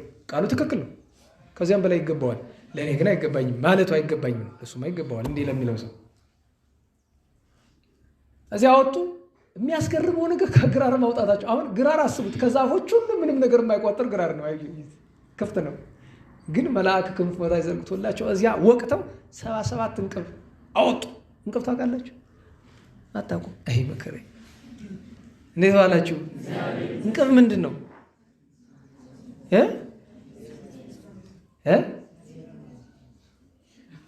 ኧረ በአንድ ድምፅ መልሱልኝ የምታውቁት ከሆነ። እንቅብ ምንድን ነው? ያውድማ ምን ያውድማ ነገር ደግሞ ተውት እናንተ አልፈርድም። ተውት እህቶቻችን። እንቅብ ምንድን ነው? ያውድማ መስፈሪያ። አይቴ ክፉ ልታናግሪ ነው አይደል? ክፉ የምናገረው ምንድን ነው ካልሽ ሲሉ ሰምተሻል አሉ አባቶቻችን። እንቅብ ቤት ነው። እንቅብ መስፈሪያ። መስፈሪያማ መስፈሪያ ነው። በነገራችሁ ላይ እንቅብ ሲሰራ ዳሩ ዝርግ ነው ወይስ እንደዚህ ነው? ዝርግ ነው። ትንሽ ከመደበኛው መሶብ ወደዚህ ጥፍ ይላል አይደለም? እንቅብ የሆነ እንደሆነ ትንሽ ይዘረጋል እንጂ ዝርግ አይደለም። እንደ ሰፌድ ደግሞ አይደለም፣ እንደዛ ነው። ከዛ መሀሉ ላይ ልሙጥ ነው ወይስ ወደ ላይ ጎድጓዳ ነገር አለው? ይህ ሁሉ ነግሬሽማ አለው በይ ወይ ሴትነት። በነገራችሁ ላይ መቼስ አንዳንድ ነገር ስናገር ችግር ነው። አንዲት እህት ወቀሳና ከሰሳ ልካብኛለች። ቆንጆ ሴት አታግቡ ብላ አስተምርሃለሁ። እንደዛ የሚገርማችሁ ነገር የሆነ ቀን ስለ መልክ ያነሳሁት ነገር ነበር አይደለም? ሰው እንዴት አድርጎ እንደሚረዳው አላውቅም። በነገራችሁ ላይ በሞት እኔ ሰሞኑን ልጆችን እያለማመድኩ ያለሁት እዚያ ልዩ ግሩፕ ላይ የማስተምራቸው አሁን ሰሞኑ ትምህርት ነው። እባካችሁ አዳምጡ በስርዓት የሚባለውን ነገር። የሆነ ነገር ስትሰሙት ጥሩ ያልሆነ መልእክት ከሰጣችሁ መልሳችሁ አዳምጡት። አሁንም መልሳችሁ አዳምጡት። እርግጠኛው ናችሁ ይሄ የተናገርኩት ነገር ስህተት ከሆነ ከጉባኤ አትምጡ። ሌላ አስተማሪ ፈልጉ። ለምን ስህተት አስተምራችኋለሁ? ስህተት ከሚያስተምራችሁ ሰው ምን ታደርጋላችሁ? እናንተ 2 አማራጭ ነው ያላችሁ። እናንተ ከሆናችሁ የተሳሳታችሁት ደጋግማችሁ አዳምጡት። እኔ ከሆንኩ የተሳሳትኩት 2 አማራጭ አለ። የመጀመሪያው እንደ ትልቅ ወንድም እንደ አስተማሪ ካያችሁኝ መጣችሁ አይ እንዲህ ያልከው ነገር እንዴት ነው ብሎ መጠየቅ፣ እንዴት ነው ብሎ መጠየቅ ነው እንጂ በአርአያ እግዚአብሔር ነው የተፈጠርኩት እንዴት ነው? ኧረ እኔ እኮ በአርአያ እንጨት ወይ በአርአያ ምን ተፈጠራችሁ አላልኩም እኮ። እኔ ያልኩት ሌላ ነው በጊዜው። ወይ ዳገባን። ይሄ በሳይኮሎጂ ትምህርታችሁ ምንድነው ኢንፌሪዮሪቲ ኮምፕሌክስ የሚባል ነገር አለ አይደለም? ያ በሽታ መጥፎ ነው በነገራችሁ ላይ ከባድ። እናዳምጡ ብዬ ነው በስርዓት እናዳምጥ ብዬ ነው። እና አባታችን እንዲያደረገ 77 እንቅቡን ምን አደረገ? ለዕለት ለመስዋዕት የሚሆነውን ከቀነሰ በኋላ ጧት ደግሞ አብሮ ምን አድርጓል? የወይን ፍሬ ወስዶ ከአለት ላይ ሰካት። ያቺ ደግሞ እስከ 7 ሰዓት ድረስ በቅላ አፍርታለች። አሁን ወይን እኮ ስንት ዓመት ነው የሚፈጅ? እንደ እህል በ4 ወር አይደርስም። የቀረውን ምን ያደርገው? ምን እንዳደረገ ታውቃለች? ከሁለት ከፈለው። የቀረው አንዱን ክፋይ ለነዳያን አካፈላቸው። አንዱን ክፋይ በአቁማዳ አሰራሰርና ነፋስን ጠራው። ውሰድልኝማ ወደ ወንድሞቼ ብሎ ወደ እነ አቡነ ጰንጠሌዎን ወደ እነ አቡነ አረጋዊ ለእነሱ ያስፈልጋቸዋል። ነፋስ ጭኖ ይዞ ወደ እነሱ ወስዶ ሰጥቷቸዋል። ዛሬ አቡነ ገሪማ ይህንን ያደረጉበት በዓል ነው። ታዲያ ይህንን ዝና ማን ሰማ? በዘመኑ ማን ነበር? ይሄ ነገር የተደረገ በ530 አካባቢ ነውና ይህን ዝና የሰማ ማን? ቅዱስ ያሬድ ሊቁ። ቀጥ ብሎ ሄደ ደብረ መደራ አድዋ ሰተት ብሎ ገባ። ልክ ሲያገኘው እጅ ነሳው አባ ገሪማን። ምን አለ? ዛሬ በድጓ ያለች አይልቃላት አባ ገሪማ ጸሎትከ ትባርከኒ፣ አባቴ ገሪማ ጸሎት ትባርከኝ ትድረሰኝ አለና ሲያደንቀው ያን ምስጢር ሰምቶ የለ ነግሃ ይዘር ኪነቶ ወሰርከ የአርብ ገርሃይቶ እችኮነት አይደል? ጧት በረቀቀ ስልጣኑ ይዘራዋል፣ በሰርክ በረቀቀ ኪነ ጥበቡ ይሰበስበዋል እንደማለት ነው።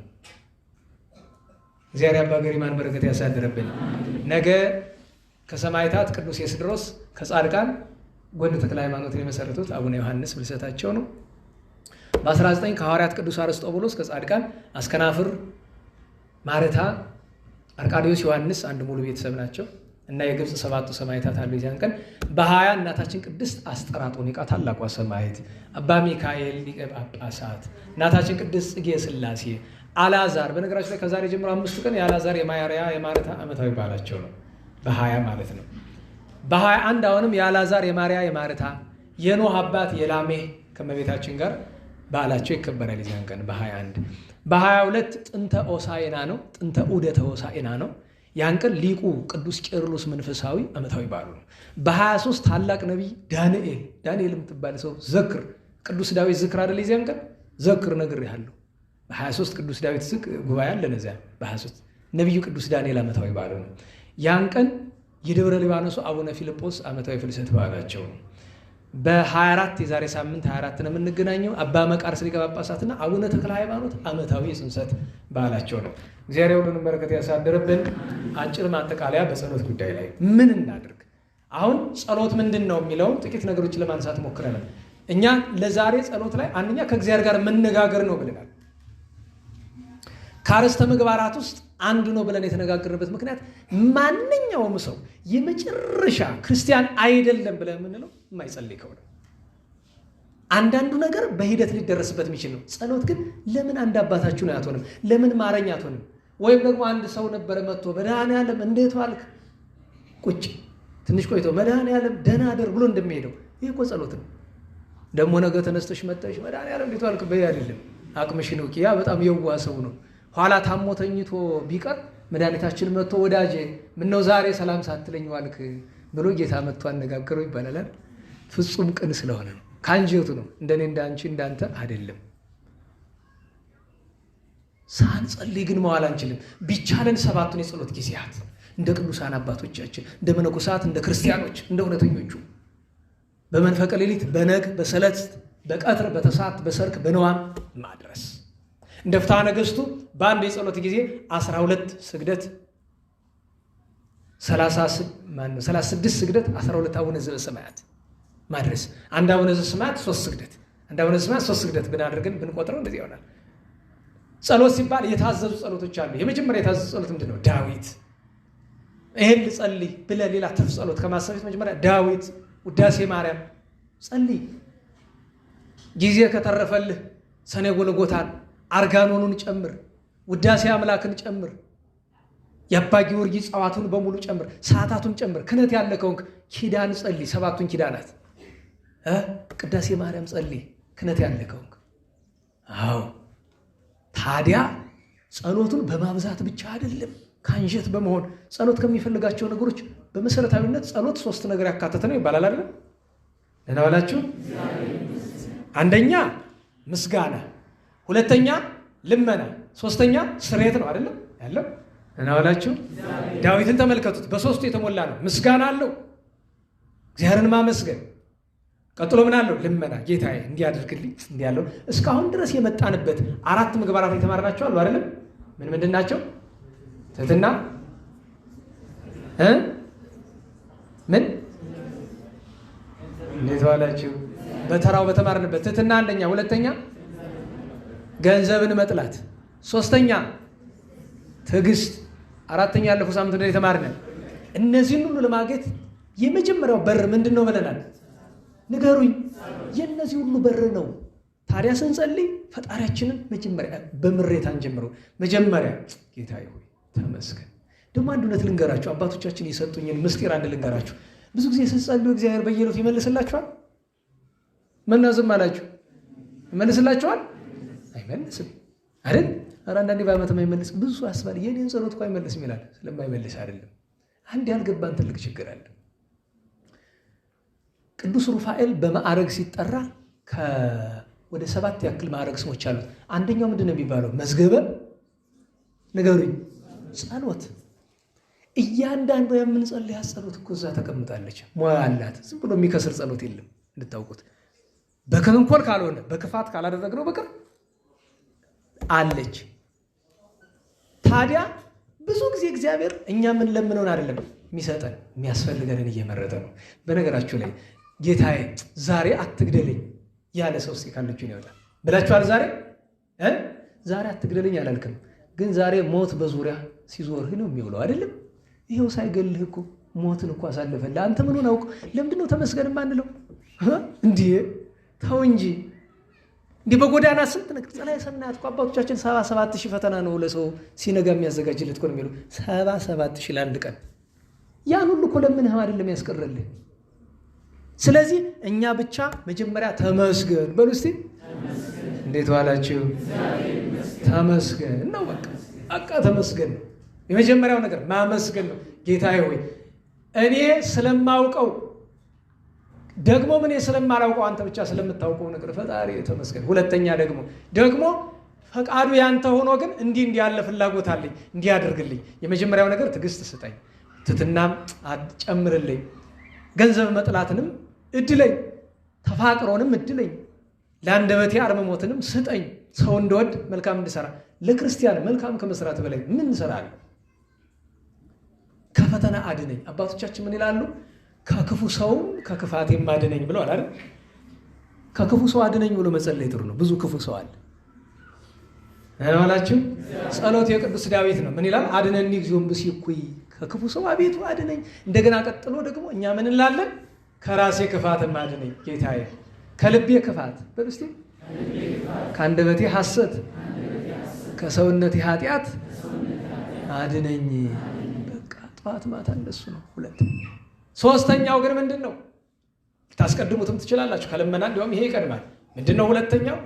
በአጠራራችን ሶስተኛ ያደረግነው ስርየት። ጌታዬ ሆይ አቤቱ ይቅር በለኝ። ቅዱስ ዳዊት ምን ይላል? በዝሃ እምስርት ርእሴ ጌጋዬ፣ ኧረ ጌታዬ በደሌ ከጠጉሬ ቁጥር ይልቅ በዛ ይላል። ግን ተስፋ በመቁረጥ አይደለም፣ እግዚአብሔር እንደሚምረን በማወቅ በመጠንቀቅ ተስፋ በማድረግ ነው። ስለዚህ እንደዚህ እናድርግ።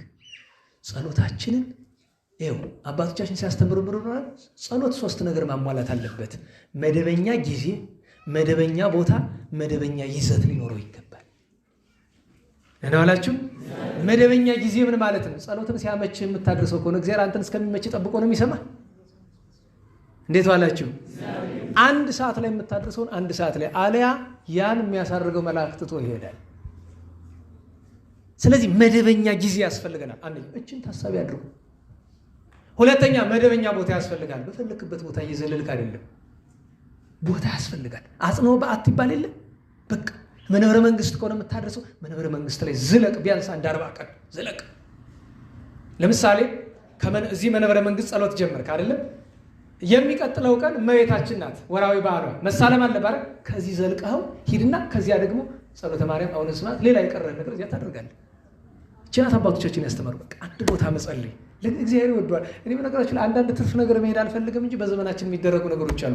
አንዳንድ ሰዎች አሉ እንዲያ ጥንክር ስላሉ የሚደረግላቸው ነገር ያለ ጥንክር ስላሉ አንዲት ቦታ በቃ ጸንቶ ስለጸለዩ። ሁለተኛው መደበኛ ቦታ ማለት። ሶስተኛ መደበኛ ይዘት ነው። ጸሎት መቃየር ጥሩ ነገር አይደለም። ዳዊት ነው የምትጸልይ፣ እሱ ላይ ጥና። ውዳሴ ማርያም ነው፣ እሱ ላይ ጽና። ሌላ መጨመር ትፈልግ አትቀይረው፣ ያንኑ ያዝ። ደግሞ አትተው። እንዲህ አልመቸኝ አለ አትበል። የሆነ ሰው ምን ሲል ሰማሁት፣ እንዲህ አመመኝ አለ። ምንድን ነው ብዬ ስለው እንዲህ ያለ ብሎ በል ውዳሴ ማርያም ድገም። ስለ ብዙ ጊዜ ሰው አመመኝ ሲል መፍትሄ ስራ ምናምን ነው የሚጠብቅ። ውዳሴ ማርያም ድገም። ውዳሴ ማርያም ካላደነህ መፍትሄ ስራ አያድንህም። መፍትሄ ስራ ከውዳሴ ማርያም ይበልጣል? ደግሞ የቤተክርስቲያን ነው ብንል ይበልጣል? ሰኔ ወልጎታ ድገም፣ ውዳሴ ማርያም ድገም፣ ዳዊት ድገም። ሁሉ ፈቃድ በነገራችሁ ላይ አባቶቻችን ምን ይላሉ? መላእክት እንዲዛመሩ ትፈልጋለህ? መላእክት አብረው እንዲውሉ ከፈለክ ዳዊት ድገም። ምክንያቱም የመላእክት ምስጋናቸው ምንድን ነው? ዳዊት አይደል? ዘበሰማይኒ ወዘበምድርኒ በቃለ ዳዊት ይሰቡ አይደል? እንዴ ዳዊት የሚጸልይ ይወዳሉ። በግብረ ሐዋርያት ምዕራፍ 16 ጳውሎስና ሲላስ የዳዊት መዝሙር ሲዘምሩ የቤቱ መሰረት እስር ቤቱ ተናወጠ አይደለም? ታዲያ ለምን ይመስላል? የዳዊትን መዝሙር ሲሰሙ መላእክት መጥተው ገብተው እኮ ማሰብ አለብን፣ ማስተዋል። የዳዊትን መዝሙር የምትፈልገው ነገር ሁሉ ይፈጸማል በዳዊት መዝሙር። መላእክት ይዛመዱሃል፣ ሥላሴ ይወዱሃል፣ የምትፈልገው ሁሉ ይፈጽሙላል። ዳዊት መጸለይ ጥሩ ነው። ስለዚህ ይህንን እናድርግ። ይችን ሳምንት ለዚህ እንበርታባት። ለሳምንት ብቻ አይደለም ዘላቂ ነገሩ ነው። ግን የዚህ ሳምንት ትኩረታችን እሱ ላይ እንዲሆን ነው። እግዚአብሔር አምላካችን የምንጸልይበትን በጎ ልቦና ያድለን። የቅዱሳንን አብነት አልጠቀስኩላችሁም፣ ግን አንዲት አጭር ነገር ላነሳላችሁ። ነቢያትም የሚታወቁ በጸሎት ነው። ራሱ ነቢያት የሚባል ጸሎት አለ። ሐዋርያት የሚታወቁ በጸሎት ነው። ጻድቃን ሰማዕታት የሚታወቁ በጸሎት ነው። ከሁሉ በላይ የሰማይ የምድር እመቤት እግዝእትነ ማርያም ሁልጊዜ የምታወቅ በምንድን ነው? በጸሎት 24 ሰዓት ጸሎት ነው ስራዋ የነበር እመቤታችን። ሰማይ ምድር በመሃል እጁ የተያዘ ወደ እርሱ የሚጸለይ እንጂ እሱ ወደ ማንም የማይጸልይ የሰማይ ምድሩ ጌታ እግዚአብሔር ኢየሱስ ክርስቶስ እንኳን ስጋችን ተዋህዶ እኛን ለማስተማር መደበኛ ስራው አንዱ ምን ነበረ? ንገሩኝ። ጸሎት። አንተ ሙሰሱ በትጸልዩ ከመዘበሉ ብሎ እኮ ያን ያስተማረ። ከዛ ቅድም ያነበብነው ስለ የጸሎት መቅደሙ ምንድነው? በሰው ላይ አትፍረዱ ነው አይደል? መጀመሪያ የሚለው። ከዛ ቀጥሎ ምን አለ? ለምኑ ይሰጣችኋል፣ ፈልጉ ታገኛላችሁ፣ መዝጊያ አንኳኩ ይከፈትላችኋል። የሚለምን ይቀበላል፣ የሚፈልግ ያገኛል፣ መዝጊያንም የሚመታ ይከፈትለታል አለ። እናንተ ልጆቻችሁ ዳቦ ቢለምኗችሁ ድንጋይ፣ አሳ ቢለምኗችሁ እባብ አትሰጧቸውም። እናንተ ምድራዊ እናንተ ክፉዎቹ አለ። እኛ ክፉዎቹ እንዲህ ማድረግ ካወቅን እግዚአብሔርማ እንዴት የሰማይ አባታችን። ስለዚህ ከአንጀታችን እግዚአብሔርን እንለምነው። አይ ጸሎት አድርጌ ምንም አላገኘውም አትበል፣ ግድ የላቸውም። ያለ ዋጋ የሚቀር አንድም ጸሎት የለም። እግዚአብሔር አምላካችን ቅዱሳን እንደምን ሳልጠቅስ ጨርሰዋለን። እስቲ ቅዱስ አርሳኒዎስን ላውሳላችሁ። ታላቁን አርሳኒ ታውቁታላችሁ? እንዴት ዋላችሁ? ቅዱስ አርሳኒዎስ አለ አይደለም? እንዴት ነው የሚጸልይ? ቅዳሜ ማታ እጆቹን ይዘረጋል ወደ ምስራቅ ዙሮ፣ ፀሐይ ማጅራቱን እየመታችሁ 12 ሰዓት ላይ ጸሎቱ የሚጨርስ መቼ ነው? ፀሐይ ምኑን ስትመታው ንገሩኝ።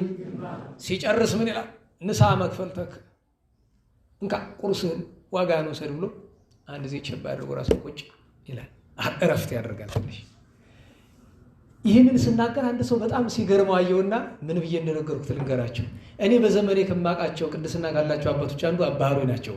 አባ ኅሩይ ስል ትሰማላችሁ አይደል? የጎንደር ተክለ ሃይማኖቱ አባ ኅሩይ አንድ ጊዜ የአብዬ ጊዜ ዓመታዊ በዓላቸው ቀን የድሮ ቤተክርስቲያን አብዬ ጊዜ ጨለማ አለ ወደ ውስጥ ጸሎት የሚያደርስ እንደዚህ አባቶች የሚቆሙበት መሸሸጊያ ያለውና እዛ ተሸሽገው ስንት ሰዓት ጀመሩ?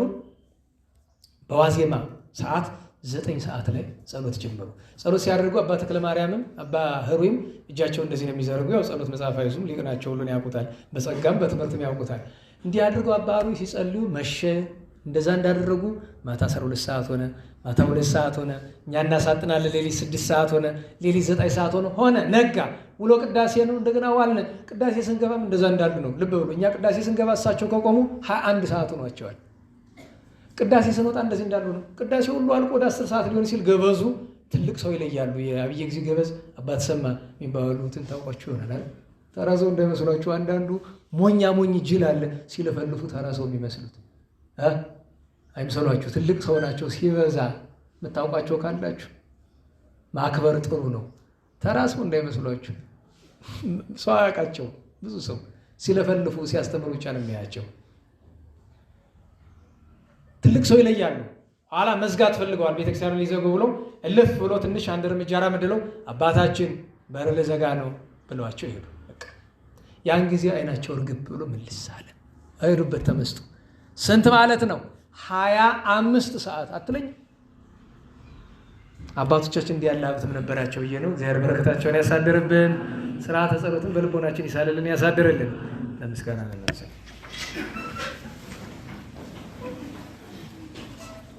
ስብሐት ለአብ ስብሐት ለወልድ ስብሐት ለመንፈስ ቅዱስ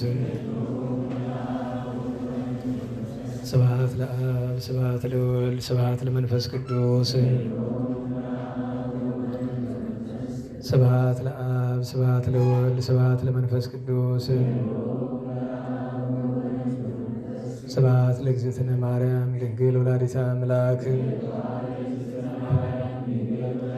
ስብሐት ለመስቀለ እግዚእነ ኢየሱስ ክርስቶስ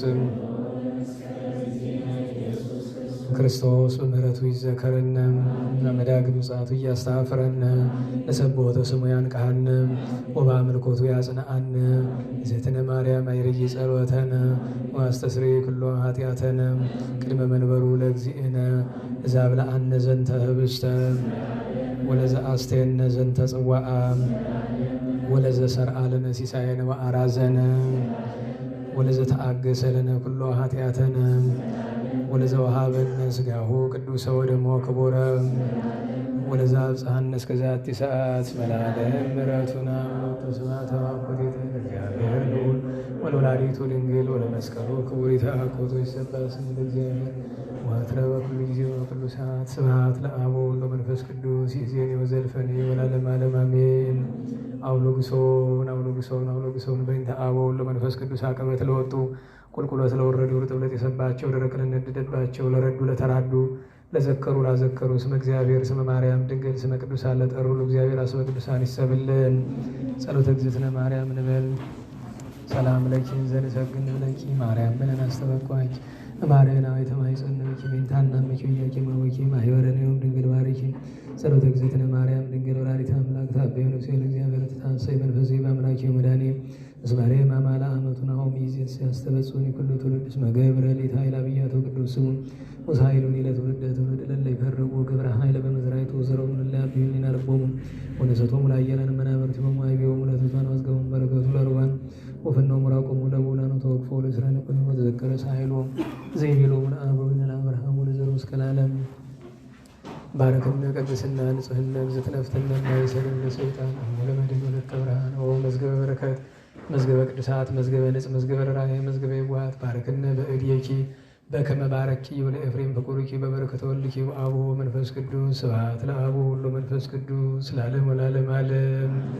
ሰላም ለአብ ዝምግል ማለም ነጋሲ ለወልድ ሰላም ስጋ ማርያም ለባሲ ለመንፈስ ቅዱስ ሰላም ኃጢአት ዓለም ደምሳሲ ኃይሌ የሥላሴ ወጾን የሥላሴ በስመ ሥላሴ ቀጠቅጥ ከይሲ ቃለ የስማ እግዚኦ ለቡ ጽራይ ዋጽማኒ ቃለ ስለት የተሳሊተ ዳዊት አበ አምላኬ እግኔ ከመከማ ከስመ በኩሉ ልቤ እስመ አልቦ ሀጥ ወይጉ ከማይ ማርያም ንጽሕት ድንግል ወላዲተ አምላክ ማእመን ሰአሊተ ምሕረት ለሁሉ ሰብ ሰአሊ ለነ በክርስቶስ ወልድኪ ይስረይ ኃጢአተነ ሰአሊ ለነ ቅድስት ጸሎታ ለማርያም ወስለታ ያድኅነነ እማት ወልዳ ጸሎታ ለማርያም ወስለታ ለሕዝበ ክርስቲያን ይቀበልን እማት ወልዳ ጸሎታ ለማርያም ወስለታ ለነፍሳተ ሙታን ያድኅነን እማት ወልዳ ጸሎታ ለማርያም ወስለታ ለመካናቲነ ደብረ መድኃኒት ወመንበረ መንግሥት ለቤተ ክርስቲያን ቅድስት ወለሀገሪቱን ኢትዮጵያ ይቀቡን እማት ወልዳ ጸሎታ ለማርያም ወስለታ ለአግብርታ ላይ ማታ ይኮነነ ከሞልታ በጸሎትሽ ወበስዕለትሽ ለአበው ንጹሐን ለቅዱስ ኤፍሬም ለአባ ሕርያቆስ ለአባ ጊዮርጊስ ለአባ ሳሙኤል ለቅዱስ ደቅስዮስ ለያሬድ ማሕሌታዊ ለአባ ኪሮስ ለአባ መባጽዮን ለአቡነ ዘርዓ ያዕቆብ ለብጽግር ለክርስቶስ ለቅዱስ ዮሐንስ አፈወርቅ ለአባ ጽጌ ድንግል ለአባ ዮሐንስ ዘደማስቆ ለአባ ሳሙኤል ዘደብረ ቀለሞን ለቅዱስ ዮሐንስ ወለንጉርጓር ለቅዱስ ቄርሎስ አምደ ሃይማኖት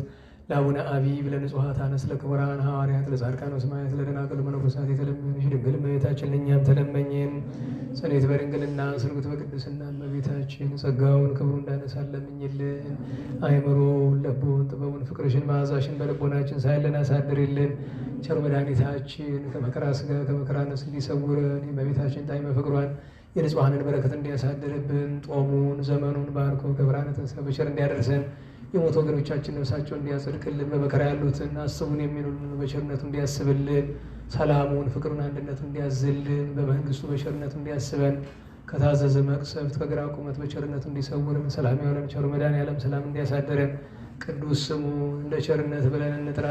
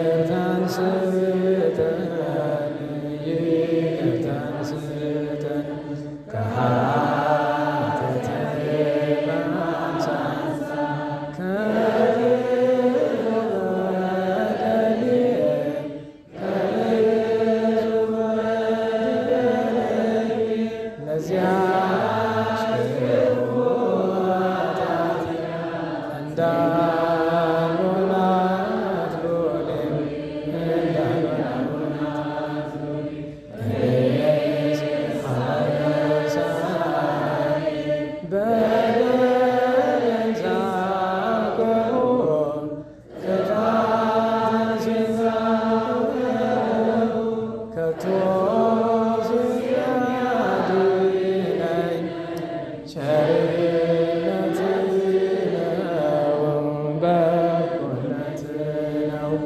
አንተ ብቻ በደል ክፉ አልሆነም፣ ክፉ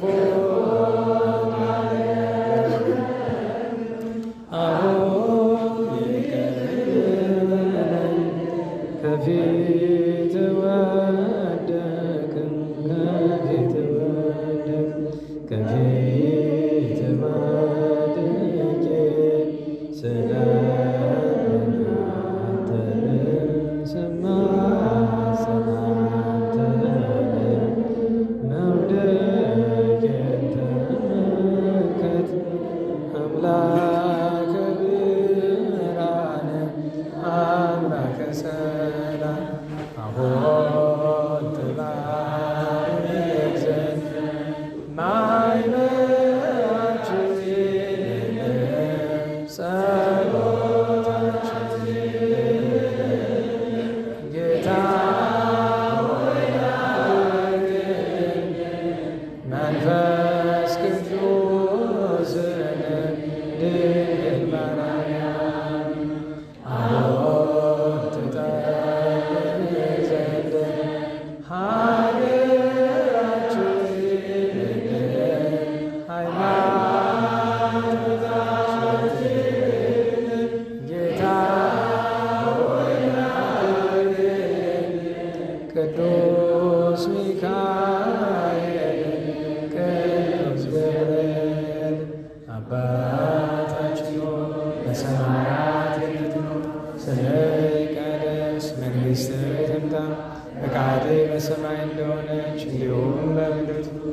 የዕለት ምግባችንን ስጠን ዛሬ፣ በደላችንን ይቅር በለን እኛም የበደሉንን፣ አቤቱ ወደ ፈተና አታግባን ከክፉ ሁሉ አድነን እንጂ መንግሥት ያንተ ናትና፣ ኃይል፣ ክብር፣ ምስጋና ለዘላለሙ አሜን። እመቤታችን ቅድስት ድንግል ማርያም ሆይ በመልአኩ በቅዱስ ገብርኤል ሰላም እንልሻለን። በሐሳብሽ ድንግል ነሽ፣ በሥጋሽም ድንግል ነሽ። አሸናፊ እግዚአብሔር እናት ሰላምታ ላንቺ ይገባሻል። ከሴቶች ሁሉ ተለይተሽ አንቺ ቡርክት ነሽ፣ የማኅፀንሽ ፍሬ ቡሩክ ነው። ጸጋን የተመላሽ ቅድስት ሆይ ደስ ይበልሽ፣ ልዑል እግዚአብሔር ከአንቺ ጋር ነውና ከተወደደ ልጅሽ ከጌታችን ከመድኃኒታችን ከኢየሱስ ክርስቶስ ይቅርታና ምሕረት ለምን ኃጢአታችንን ይቅር ይለን ዘንድ ለዘላለሙ አሜን። ክብር ምስጋና ይሁን አንድ አምላክ ለአብ ለወልድ ለመንፈስ ቅዱስ አሜን።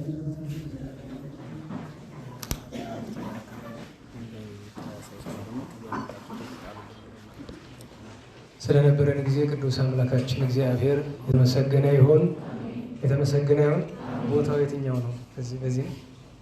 በዚህ አልፈው እንዲሄዱ ያሳዩቸው እህቶቻችንን እዚህ አካባቢ ከሆናችሁ እናንተ ሊመለከት ይችላል። የሚመሽባቸው እህቶቻችን እዚች አካባቢ ድንጋይ ነገር አለች መሰለኝ የተወሰነች ይመቸስ። በነገራችን አንድ ነገር ላስታውሳችሁ፣ አንዳንድ ነገር ሳዝ አንድ ማቀው ሰው ነበረ ድሮ ሁልጊዜ በ27 ሌሊት ተነስቶ ድንጋይ እየተሸከመ እዚህ የሚመጣ ጌታችን መከራ ሕማማቱ ለመሳተፍ እና እግረ መንገዱን አማሃ ነው ድንጋይ ወደ ቤተክርስቲያኑ እና ያደለው እንደዚያ የሚያደርጋል ብዬ ነው። እዚህ እንዲያ ስትባሉ እንዲያው ቤተክርስቲያኑ የምንጠቅም እንዳይመስል ለእኛ ነው ጥቅሙ ብዬ ነው። በተለይ ወንድሞቻችን እህቶቻችን የማትቸኩሉ ካላችሁ እዚች የምትነሳ ተረሰነች ድንጋይ ያለች እያሉ ነው። በረከት አግኙ ተቀበሉ ነው። ቸሩ መድኃኔዓለም በሰላም አስጀምሮ በሰላም እንዳስፈጸመን እንቅፋት ሳይመታን እሾህ ሳይወጋን ኃጢአት ሳይሰለጥንብን በደልም ሳይገዛን የብርሃን መላእክት በፊት በኋላ በቀኝ በግራ እየጠበቁን ለጊዜው ወደየቤታችን ለፍጻሜው ተስፋ ወደምናደርጋት መንግሥተ ሰማያት ከተከፈተች ገነት ከተነጠፈች ረፍት ከአባቶቻችን ርስት ሁላችን በሰላም ያደርሰን። የምትቸኩሉ እየሄዳችሁ ነው መዝሙሩን የምንዘምር። ስብሐት ለእግዚአብሔር ልዑል ወለወላዲቱ ድንግል ወለመስቀሉ ክቡር ዕፀ ኃይል አሜን።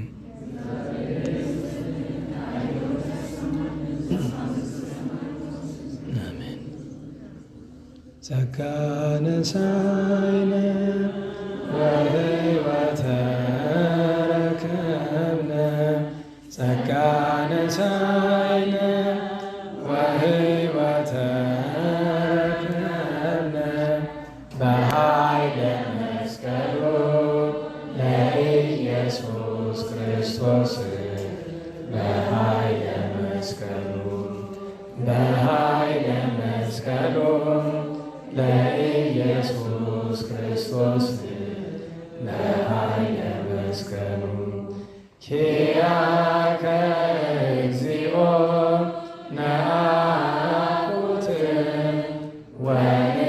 ወንሴብሐከ እግዚአብሔር ኪያከ እግዚኦ ነአኩት